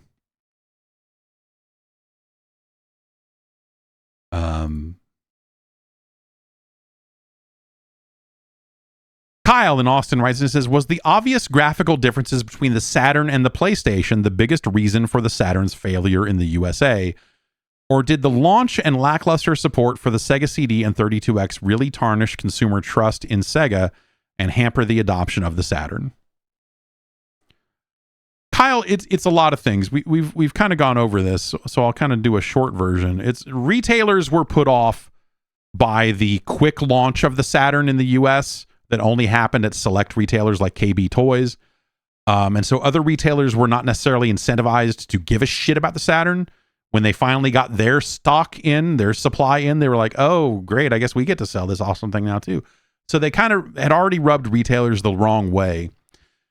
Also, they had years of like Genesis add-ons coming out and cluttering up shelves. The Sega CD, I think, was fine in the beginning. The 32X, didn't sell enough units anywhere for anyone to really feel good about it, I think, on a sales front. But then let's see, what else? The PlayStation launched for $100 cheaper.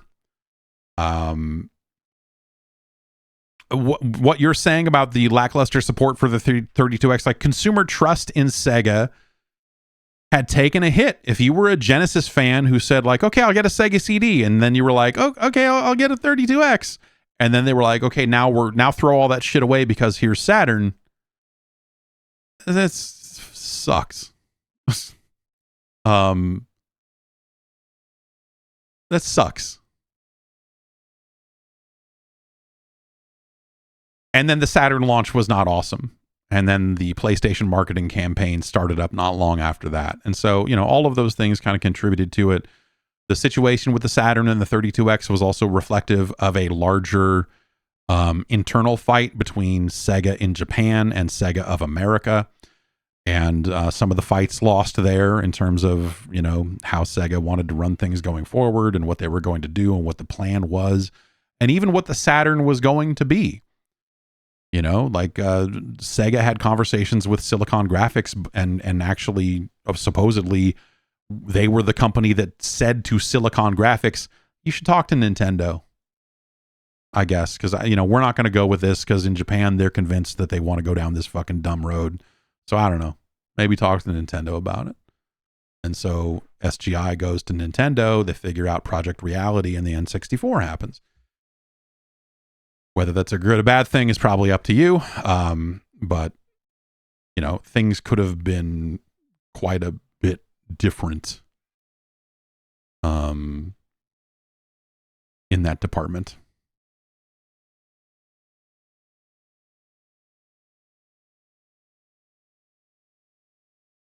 Nathan in Vancouver writes in,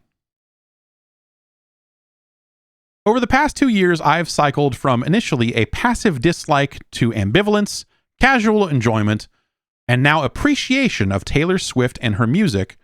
This is solely due to constant immersion of her music because of others around me.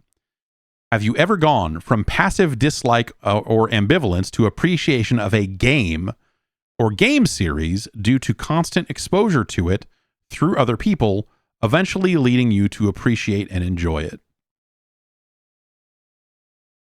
I think it usually works the other way on me. I'm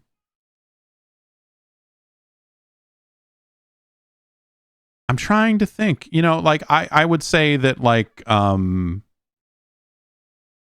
potentially Monster Hunter, but also the thing I would say is that Monster Hunter met me halfway. Monster Hunter World is the game where they stopped and said, all right, yeah, no, we realize this game is fucking nonsense. So we're going to smooth out some of that and maybe people will care. Okay, people care. Great. Awesome. We should make another one like this. Turns out if we just do the least bit to make this game seem modern and fun and not run on a handheld, that people will be psyched. And I guess the other thing is that didn't make me go back and like the other Monster Hunter games. If anything, it did the opposite because it's like, oh, okay, yeah, no, I was right the whole time because you finally made a good one. Nice work.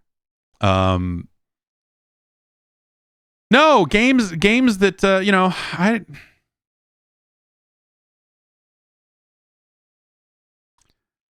I can't really think of games that have been that have dragged me in and gotten me on board with them.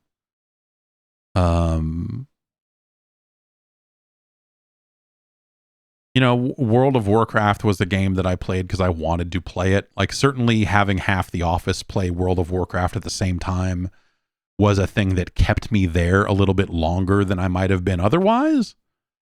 But, I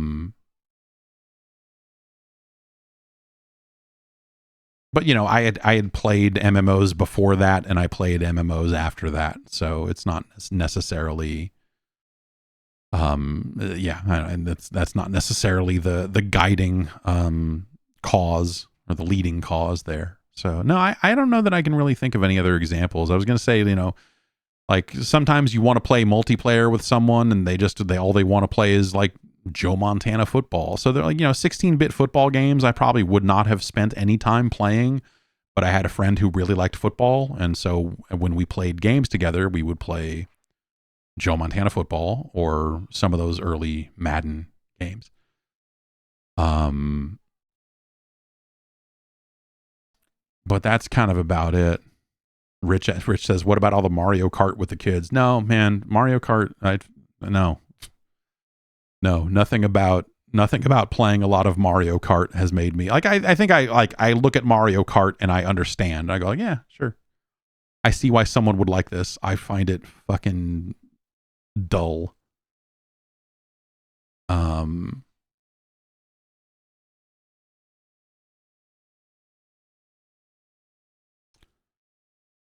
But yeah, no, I can't really think of anything else that that kind of fits the bill there. Taylor Swift, there's like, I don't know, there's a couple all right Taylor Swift songs. I don't know. I haven't necessarily been interested in anything that she's done lately. But I don't know. There was like that one album there in the middle that was all right.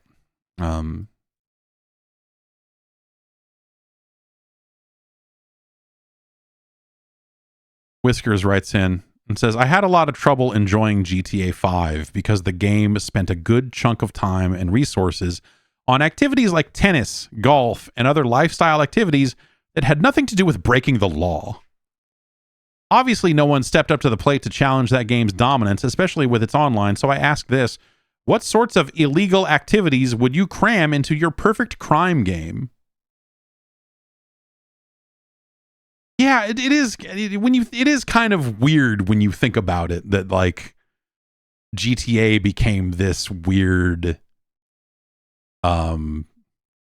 lifestyle simulator with crimes. You know, that they were like, well, we have to have these characters do something other than just crimes. And then they're like, I don't know, let's put in tennis, let's put in this, let's put in that, and just became full of all these like kind of half-assed mini games. We'll put in this dating thing. You can go bowling. I don't know, like, you know, that sort of stuff. What kind of crime? What illegal activities would I cram into my perfect crime game? Like a stealing cable mini game where you got to sneak over to your neighbor's house and splice the cable and run it over to your house without anyone seeing. I don't know. Maybe that'd be fun. I think shoplifting would actually be a really fun, like that could be like a weird, especially in the context of a GTA where they've just been adding more and more stores to that fucking game over time. Like, you should be able to steal that shit. Like, there should be some kind of stealth mini game, some kind of sleight of hand timing. Like, you pick up the fucking the shirt off the rack, and then when no one is looking, you do this timing mini game, and you put the shirt under your shirt, and then you walk out. You know, like, oh, if you don't unhook the ink pack just right, it will explode all over you, and then the alarm will go off. You know, like there's fucking dumb shit they could do in that. Of course, that, you know, you bring that to GTA Online, it fucks up their monetization. You can steal from everybody except for Rockstar. You know, so yeah, like a nice software piracy mini game. You know, a cracking sim. You got to write the intro music. You got to get the key gen together. All that. That'd be pretty good. Yeah, someone said stealing catalytic converters. Yeah, you should be able to saw off cats. You should be able to have to crawl under the car and very quickly in the dead of night steal some catalytic converters and deliver them.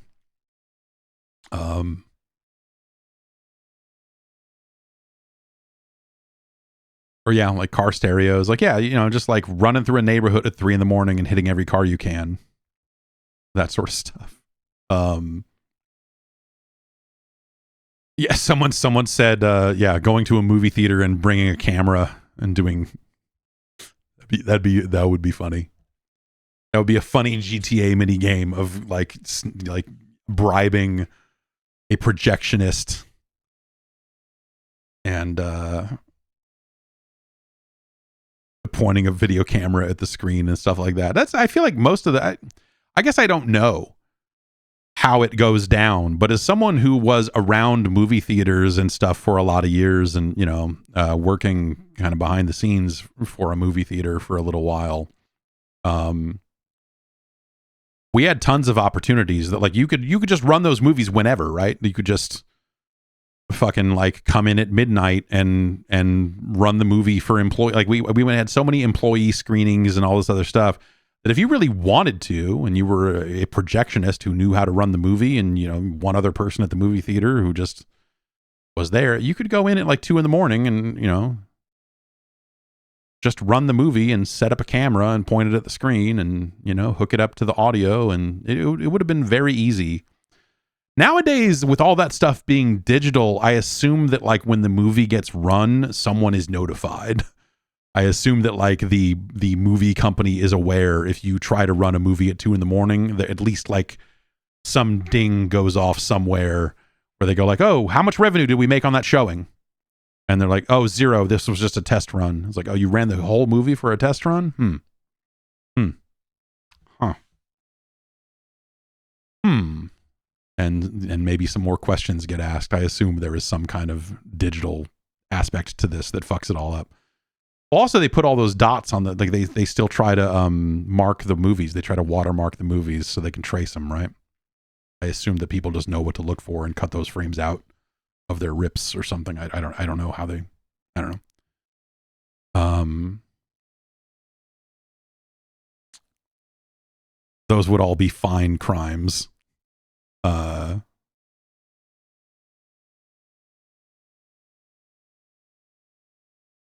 Chris writes in and has a question about the Sega channel. I grew up lower middle class, but my brother and I loved video games. My parents, trying to be cheap and affordable, subscribed through our New Jersey cable company to the Sega channel.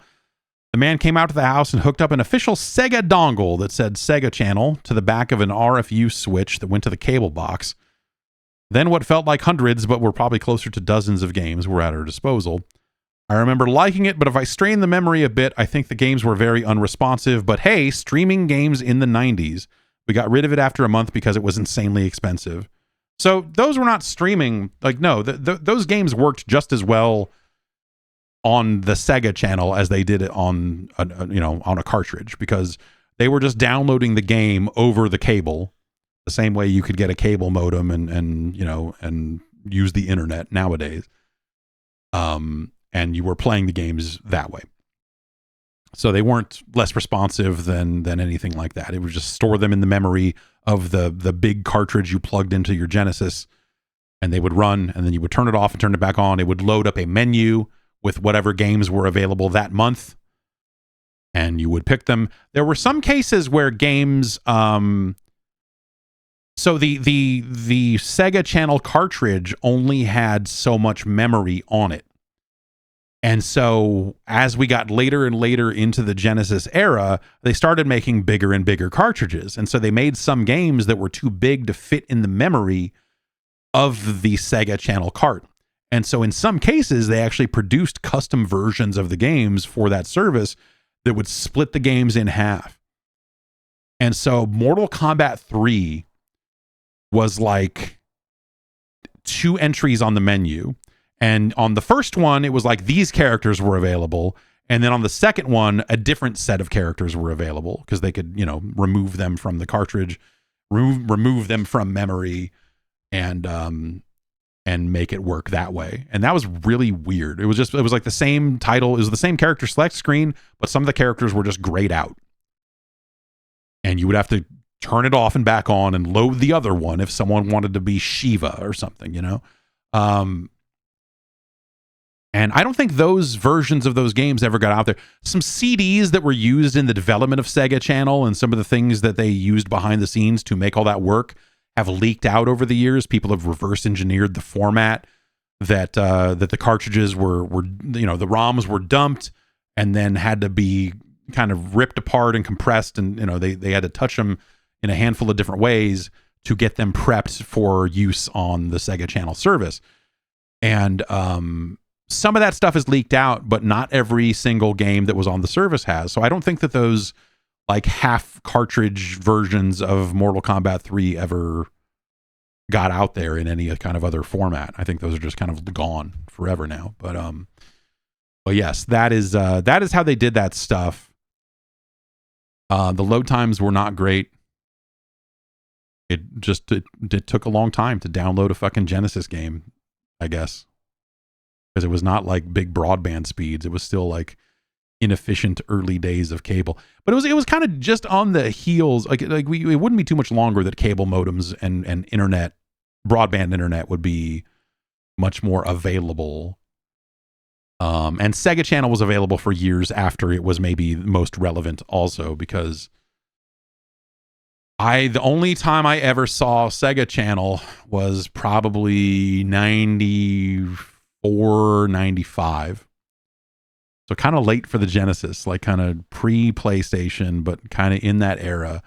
A friend of mine got it, and I was unemployed. I was between jobs at the time. He was working.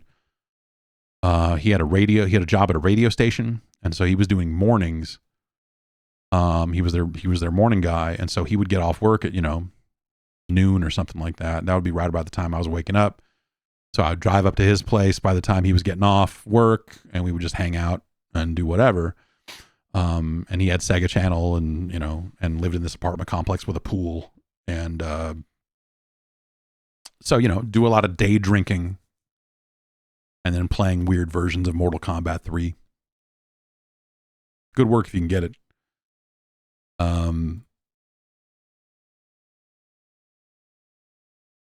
Anatoly from San Francisco writes in and says, what are your thoughts on Kendrick Lamar's GNX album and currently this whole Drake beef? Miss hearing you talk about hip hop. Yeah, well, I think it's fucking fantastic. I think GNX is a pretty amazing album. I think there are it depends on the metric you're looking for, right? So, I think that this album has standout tracks that you would listen to separately. And those are fantastic. And I think it works as a full album front to back as well. I think that, not every song is a fucking full on banger on its own, but man, it's fucking good. And I think that the run that Kendrick Lamar has been on his entire career has been really fucking incredible. I think that this year has been really, really fucking fascinating for him. The stuff with Drake. I mean, Drake is a fucking clown. Drake is a fucking idiot. And I think that, the way that Kendrick Lamar has framed that, and the way that he has kind of brought that to light when talking about Drake, I think people were getting there anyway. Maybe not the stuff about kids and what have you, which I kind of think that stuff remains to be seen. We'll see. But Drake has seemed like an extreme fucking scumbag for a very long time. And it's not, Kendrick saying what he said about Drake and children was not the first time that stuff had come up. It was just the most directly it had come up, and the most hip hop way it had come up. Those conversations have been happening for a good long time. And, the thing to remember is that even before the Kendrick Lamar stuff, even before he started going at Drake, the world was in the process of turning on Drake anyway. Maybe not in massive mainstream ways. I think he accelerated that process in some really interesting and very necessary ways. But people were fucking clowning on fucking Drake for a full year before that. Or if not more, all of the fucking AI voice fake Drake stuff, and, all of the TikTok videos presenting him as just a goofy little guy, just a fucking dope, just pathetic, all of that stuff had been happening for a while before this Kendrick Lamar stuff started bubbling up. And so, you know, it was just like people were fucking clowning on Drake. People were ready to fucking hate Drake. People were already hating Drake for, I think, for the right reasons. And I think that, you know, the stuff that Kendrick brought up and the stuff that, you know, that he has said, I think fits right in with like Drake just being like, all the Anita Max Win stuff, all the like Drake just appearing on all these streams and Drake being on Kick, which is sponsored by a gambling company that he apparently owns a part of. And like the disclosure around that is incredibly fucking fucked. And like it seems like he's got a big gambling problem himself. And like there's just a fucking lot of fucking weird shit around that. And so Drake just seems like a fucking clown. He hasn't put out anything worth a shit in a very long time.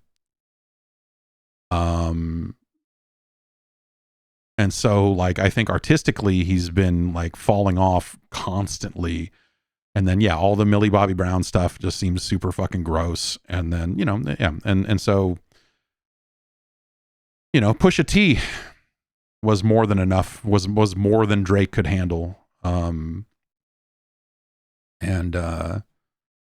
And so Kendrick coming along and, you know, if not finishing the job, at least like, I think bringing this to light in a much bigger way about the shortcomings of him artistically and also just him being fucking gross, is pretty wild. I don't know. Like, yeah, but like, aside from that, you know, Kendrick Lamar is much more than that. I think he has been for a very long time. And I think he's been on top for like artistically, you know, if not sales wise, but also, you know, you go look at, you know, some of the numbers his stuff is doing. And you're like, oh, okay. Yeah, he is. You just don't really think of him in that kind of commercial context, but you're like, oh, actually also Kendrick Lamar is insanely popular, on top of that. And now he's, you know, now he's playing the Super Bowl because he is very popular. Like, oh, right. Yes. And so I don't know, man. It's, I think that he has been one of the best to ever do it. I think he has had the career. Like I was saying that he was probably one of the top 5 ever, you know, back when Good Kid, Mad City was still new. There's just something about him that was just like, yeah, there's something about the way he carries himself, the way he presents this, that he's really astounding. He cares about this shit in a way that a lot of people don't anymore. And I, you know, like that's, to go too far down that road, you get into some weird, like old man, like, I like the boom bap, you know, or whatever. But I do think that there's something to caring about the art of what you're making. And I think that there are a lot of artists that are out there these days that feel more like that they see this as a way for them to make some money, which is fine. You know, like hip hop has been a commercial proposition for decades. And a lot of it's really bad. And I would probably argue that if you went and looked at a lot of the people that are doing it that are pretty bad at it, a lot of them would say that they are big Lil Wayne fans. And so I think Wayne fucked up the game in ways that are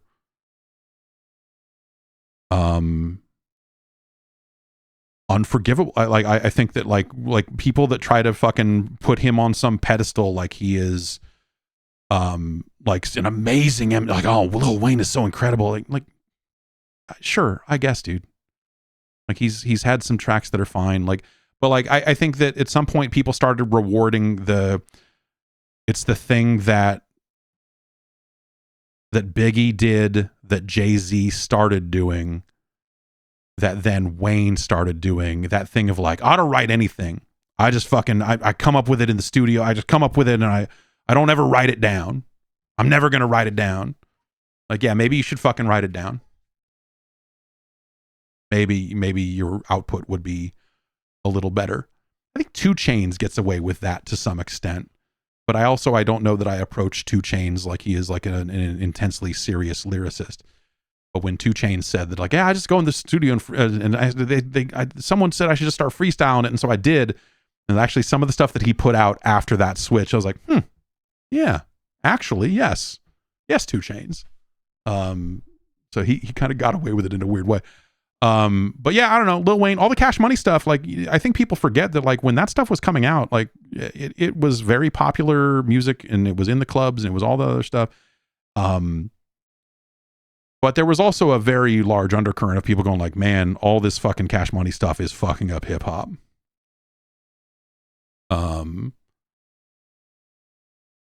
And I felt that way at the time. I kind of came around on it because at some point I started going out more. At some point I'm like, I'm going to start going out and drinking more. Like, oh yes, this is why people listen to this.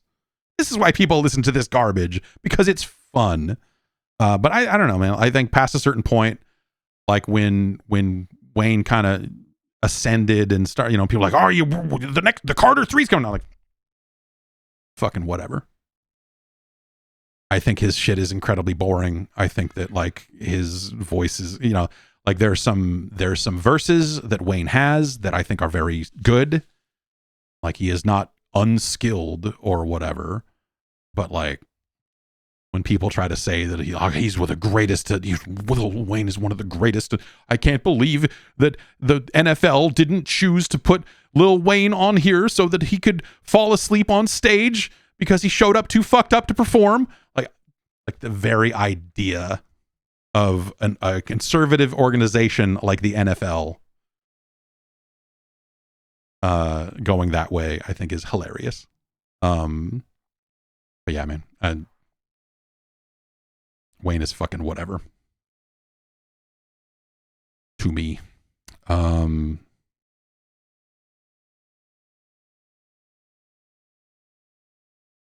Tom from Queens writes in with something else that is whatever to me. Shadow the Hedgehog. My daughter, aged 6 3/4, loves Shadow the Hedgehog solely based off watching the Sonic 3 trailer twice and seeing that he has his own game out in time for her to ask for it for Christmas. Is she correct to love Shadow the Hedgehog? I kind of get it.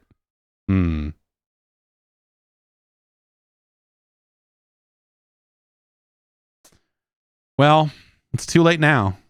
You opened the door. I'm currently thinking about showing my children the first Sonic the Hedgehog movie. They're not really aware of it. I told my daughter that there was a movie. She's like aware of Sonic and has played, I think Sonic Mania was installed on the Switch, and so she has messed with it, but not lately. And my son, there's a bed in this office, and it has Sonic the Hedgehog bed sheets on it. And my son keeps pointing at characters and go, "Who's that? Who's that? Who's that?" And so I have started answering his questions instead of just ignoring him and being like, "I don't know who that is. Don't ask." And like, well, that's Tails. That's Dr. Ivo Robotnik. They call him Eggman now. If you want to trace one of the many downfalls of the franchise, it's when they stopped calling him Dr. Robotnik.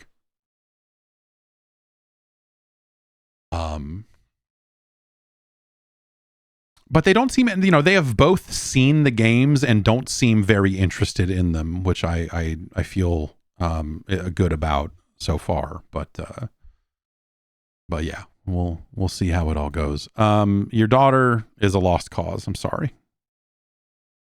I'm sorry, Tom from Queens. I guess like I am also interested in seeing those movies because they seem like they would be fine. They seem like they would be absolutely acceptable kids movies. And whatever. And I, the idea of Keanu Reeves doing a voice of a fucking hedgehog in a fucking Sonic movie is, they make a compelling case. I'll give them that much. They have made a compelling case. And I'm a Ben. I believe in Ben Schwartz. I'm a fan. I like Ben Schwartz. I think he's funny on podcasts. I don't know. I'm sure he's been in other stuff. So,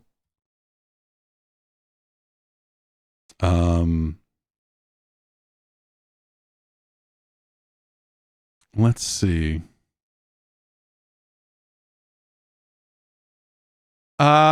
This person wrote in from Canada, says, I'm a freelance games journalist / DJ based out of Canada. Yep. I'm glad to see that they still make those. The freelance games journalist / DJ.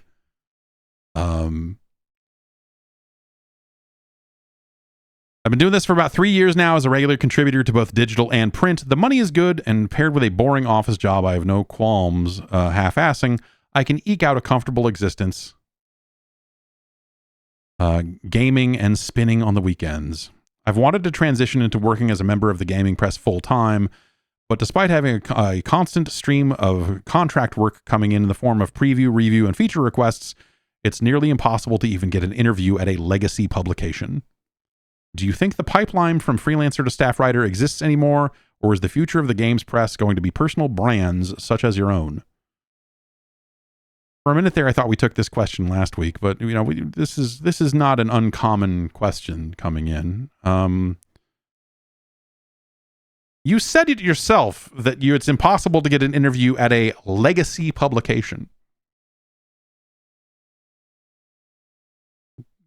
You don't want to work for a legacy publication. You want to work for a vibrant publication. You want to work for a modern publication. You want to work for a publication that might be going somewhere. Are there any of those? That's the larger question, right? There was just a report on Aftermath today talking about buyouts and stuff on various IGN-owned publications, and that as I alluded to earlier, 3 people from gamesindustry.biz will be leaving that publication at the end of the year. And yeah, there were some layoffs and people taking buyouts and stuff like that at IGN that I think will, lead them through the end of the year, and some of those positions will go away. As far as I can tell, IGN is still the biggest of those publications, those legacy publications. They're still the ones that seem to be doing the most. But they're, the ad market is still what it is, right? It's kind of, surviving off of advertising and, surviving in an era when more people are starting to get their information from other types of sources. Like social media decimated the need to visit a website, and the publications themselves were more than happy to post their headlines on social media that people didn't bother to click, because they would just read the headline and go, oh, huh. And so you have this slow decline from a lot of publications into, when the pivot to video didn't work, people tried to pivot into guides. Service journalism, it is sometimes called, but the idea of like, hey, we're going to write a guide about this game, and we're going to try to get you to turn as many pages as possible because we're still selling ads on these pages, and let's try to make it work. And even in some cases, the guides are now just, here are coupon codes for this, like this week's codes that work in all these free-to-play games. And so it's like, here are the October codes for Infinity Nikki, because people Google that. And we've got to try to ride as many page views out of that as we can. And so instead of actually doing guides for games, it's now just, here's a list of codes you can punch into free-to-play games to get 10 gems. So even that stuff, it just seems, like it is kind of fallen apart. And so the pipeline from freelancer to staff writer, does it exist? Sure. But how often are those places hiring anyone? Like when it came time for them to hire someone, yeah, they might want to hire a freelancer because they know that person, they already know, well, you can write, our style, our procedures. It would be easy for you to come in and do this.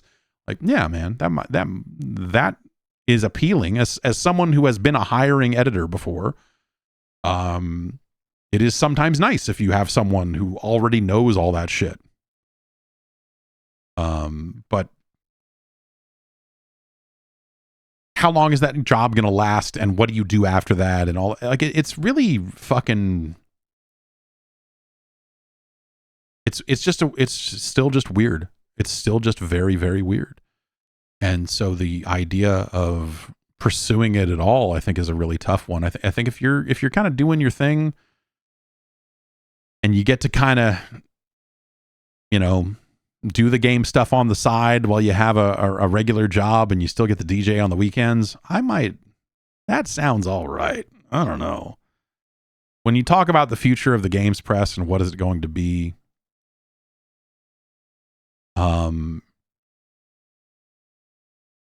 I don't know. I think that there needs to be more of it. I think that, like, yeah, the small business, hey, we're a team of 3 people, we're a team, and some of those people have day jobs and they're still writing about video games. Like, even some of the people that are, you know, running publications these days still have other jobs. And so even that isn't what it sometimes seems like it is. And I guess all of that is to say that I think that the whole thing continues to be very rickety, and I don't think that anyone has quite figured it out. I think there are people out there doing good work. I think there are people out there that own their own business and are doing, you know, cool stuff. But to say that that is the future of this, and that personal brands are going to be the future of this, I think that is going to leave a gap. I like what I do. I enjoy it. I get to do this. It's wonderful. I love doing this. I hope that people like it. I hope that people continue to support it so that I can continue to do it. Like, that's the closest we can get to a virtuous cycle on this thing, is that hopefully people subscribe to what I'm doing over at patreon.com/JeffGerstmann. Aha. And we get to keep doing it. And we all get to keep doing this for as long as we can. But there are a ton of games that I can't play because I am one person. And this business, as it currently stands, probably doesn't scale up to a publication size. It would need to be a different type of thing in order to get the number of people it would take to provide what feels like a larger cross-section of what's going on in games. And so at that point, the revenue has to diversify. The subscription base is probably not large enough to afford a larger staff. And so then you go, okay, well, what's the ad-supported stuff look like? What does this look like on YouTube? What does this look like here? And so, you know, podcasts and podcast ads and all of that. And so just writing articles is not going to pay the rent. In some of these cases, especially if you're banding together with a handful of other people, I think that starts to get a little weird. And so,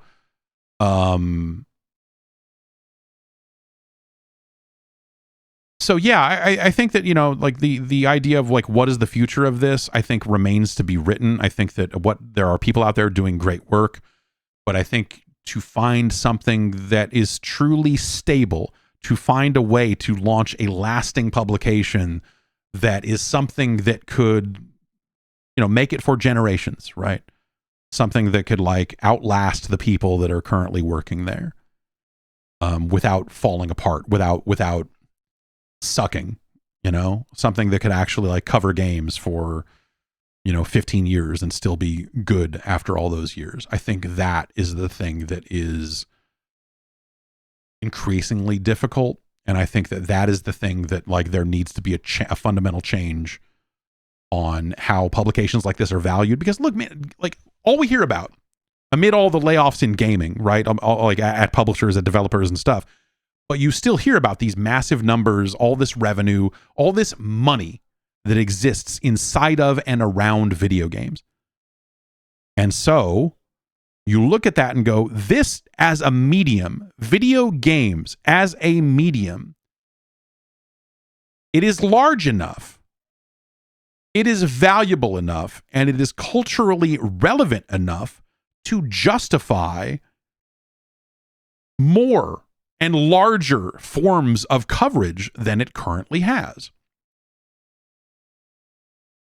It used to have that. You know, that stuff all used to exist, and you had competing publications and all of that, and, you know, the mainstream press was still, I mean, the mainstream press still sucks. Like, you know, NBC just ran some fucking stupid shit today. And you're just like, you should hire someone who knows what the fuck video games are before you write garbage like that. But like, you know, I love video games. I believe in it as a medium. And so like, I think it absolutely has to be covered. It has to be held to a standard, a journalistic standard. I think it absolutely needs that. And deserves that. It is culturally relevant enough to inspire discussion and discourse and, you know, like all of this stuff around these games. And it has for ages. And so to watch all of that fall apart, the only thing that gives me any kind of solace in this process is that it's not just video games, it's tech, it's everything. Like, it's not just video game coverage and video game journalism that is falling apart. It is a lot of mainstream journalism that is having a hard time finding a way in this modern age. And so I think that at least there's that like, yeah, sports journalism isn't doing great. You have a handful of outliers that are, you know, doing good work and all of that. But like, by and large, you know, it's not like Sports Illustrated is not the thriving cornerstone that maybe it used to be. And so, you know, but these sorts of mediums deserve large publications. It deserves small publications, focused publications.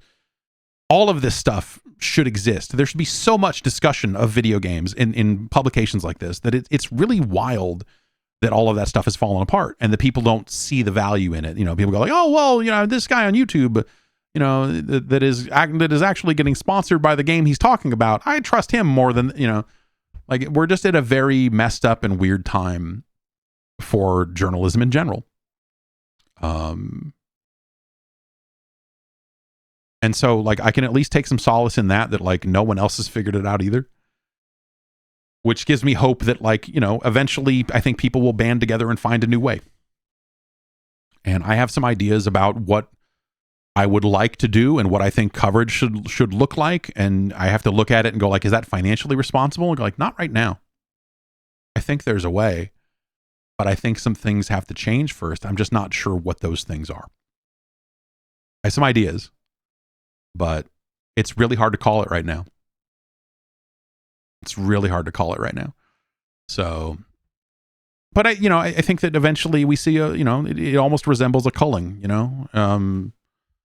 Some of these publications that are gone probably deserve to go away. There are some of them that have not been great. There have been numerous publications. There have been, look,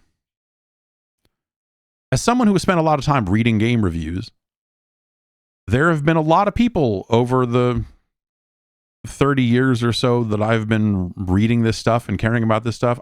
There are a lot of people that I look at and go like, they were bad at this. There were people that had jobs at publications for years that you're just like, like, you should really write, like, for the position you found yourself in. It's amazing that you are such a poor writer. Not that I'm fucking amazing, like, whatever. I'm, serviceable. I was a serviceable writer. I could write quickly. I could get the assignment done and move on to the next thing. That's in some ways more valuable. But when you're behind deadline and it comes in and your first draft that you turn in is just straight up garbage, and I have to be the one to decipher it and go like, all right, let's fix this. It's really nuts. But yeah, there have been plenty of people that you just look at and go like, people shouldn't trust this person. They're bad at this. Or, in some cases, like, it's like, oh, when podcasts started and you started hearing more from individual editors and you heard the way they talked about games, there were some cases where you're like, huh, you sound like you want to work for this particular studio real bad. And now I know that I cannot trust you when it comes to covering games from that studio. It's, you know, it just fucking happens, right? I mean, there have been a lot of people that have come and gone through this business. They have not all been amazing at this job. There have been plenty that are fucking great at it. I've been lucky to work with people that were way better at this than I was. And they also had the smarts to get out. They also knew when to get the fuck out. So, you know, hey, so yes, when it comes to career advice for game journalism, I think it's such a volatile, weird time right now. It's impossible to give career advice because it's hard to see it as a starting career for somebody. And they're like, hey, I'm going to get into this. It's like, okay, well,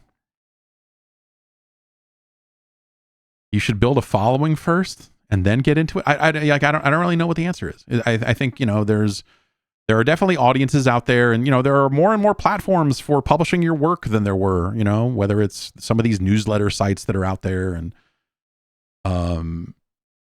you know, if you've got a unique point of view and you can tell your stories in an interesting, compelling way, I think there is an audience of people that will flock to it.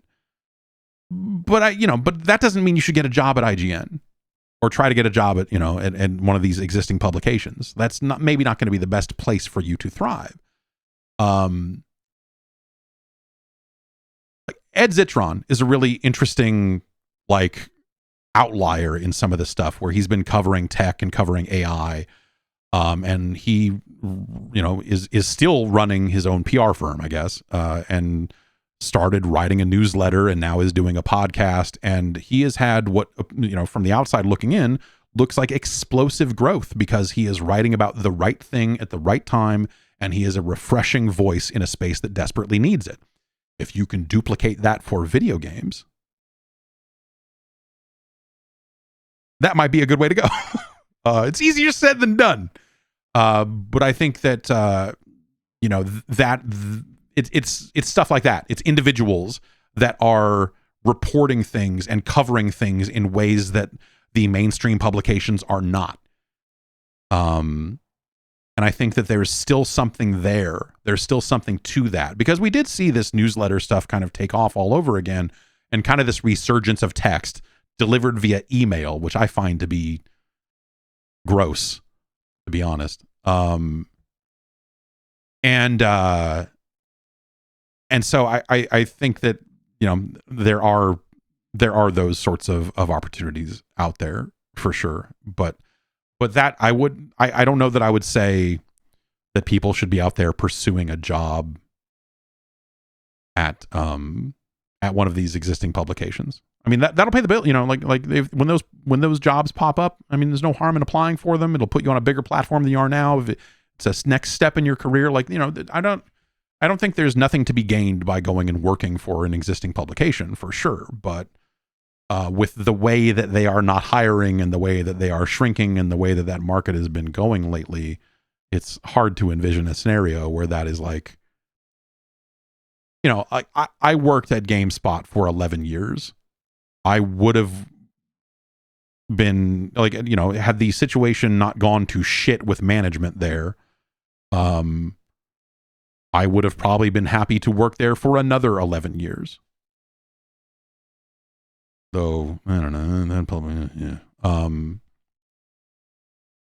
The way that publication went from 2007 kind of on, though there were some good moments in the middle there, you know, like there's just it got rough there for a while before they kind of found their footing again. And now, whatever, you know. But yeah, I don't think those jobs exist anymore. I don't think you're going to go get a job for a decade. It was weird then. You know, even then there was a lot of people that were like, oh, you know, people should be changing jobs every 2 years to maximize your this and that. Like your hustle grind set. They didn't call it the grind set the way they do now, but like that was still that mentality still existed, that, like, you know, the way to maximize your career potential and all of that other shit was not to stay in one position for a decade. And no one did that anymore, and it was foolish to do it. But I had a certain loyalty to that brand that was admittedly incredibly misguided. because that brand did not have the same loyalty to me. And no brand does, by the way, unless you own it. And as soon as you sell it, it's not yours anyway. So yeah, I think it's a tough. That's a very long-winded way of saying it's a very tough market. I think you should think outside of the box, and I think that working for an existing publication full time is should not be your end goal, because I don't think that's something that, again, I don't think that's something you do for a decade anymore. I think it's very hard to to maintain that when people are getting laid off left and right, unless you just want to be a survivor and you just want to be that person who desperately tries to hold the thing together, which I know people who are in that position now. I know people, I have been in similar positions over the years, and it's not fun. And it's not fun. And again, that company is not loyal to you the way you are to it. That's going to do it for this week's show. As I said, I am going to do my best to talk over the Game Awards this week, because I'm not going to be able to make it there in person due to all of the family stuff that's been happening here. And so that'll be Thursday afternoon here in the Pacific time zone. I want to say it's 5 o'clock, 4:30, 5 o'clock, something like that. I need to look that up and I will let you know, but I'll be back tomorrow to stream something. We'll hang out. We'll do some Wednesday business. And then Thursday evening we'll do that. And then Friday we'll rank some 8-bit Nintendo games. Have a good rest of your Tuesday, or whatever frickin' day it is where you are now. Podcasts, the international dateline, all this stuff. Have a good one, and I'll see you here next week.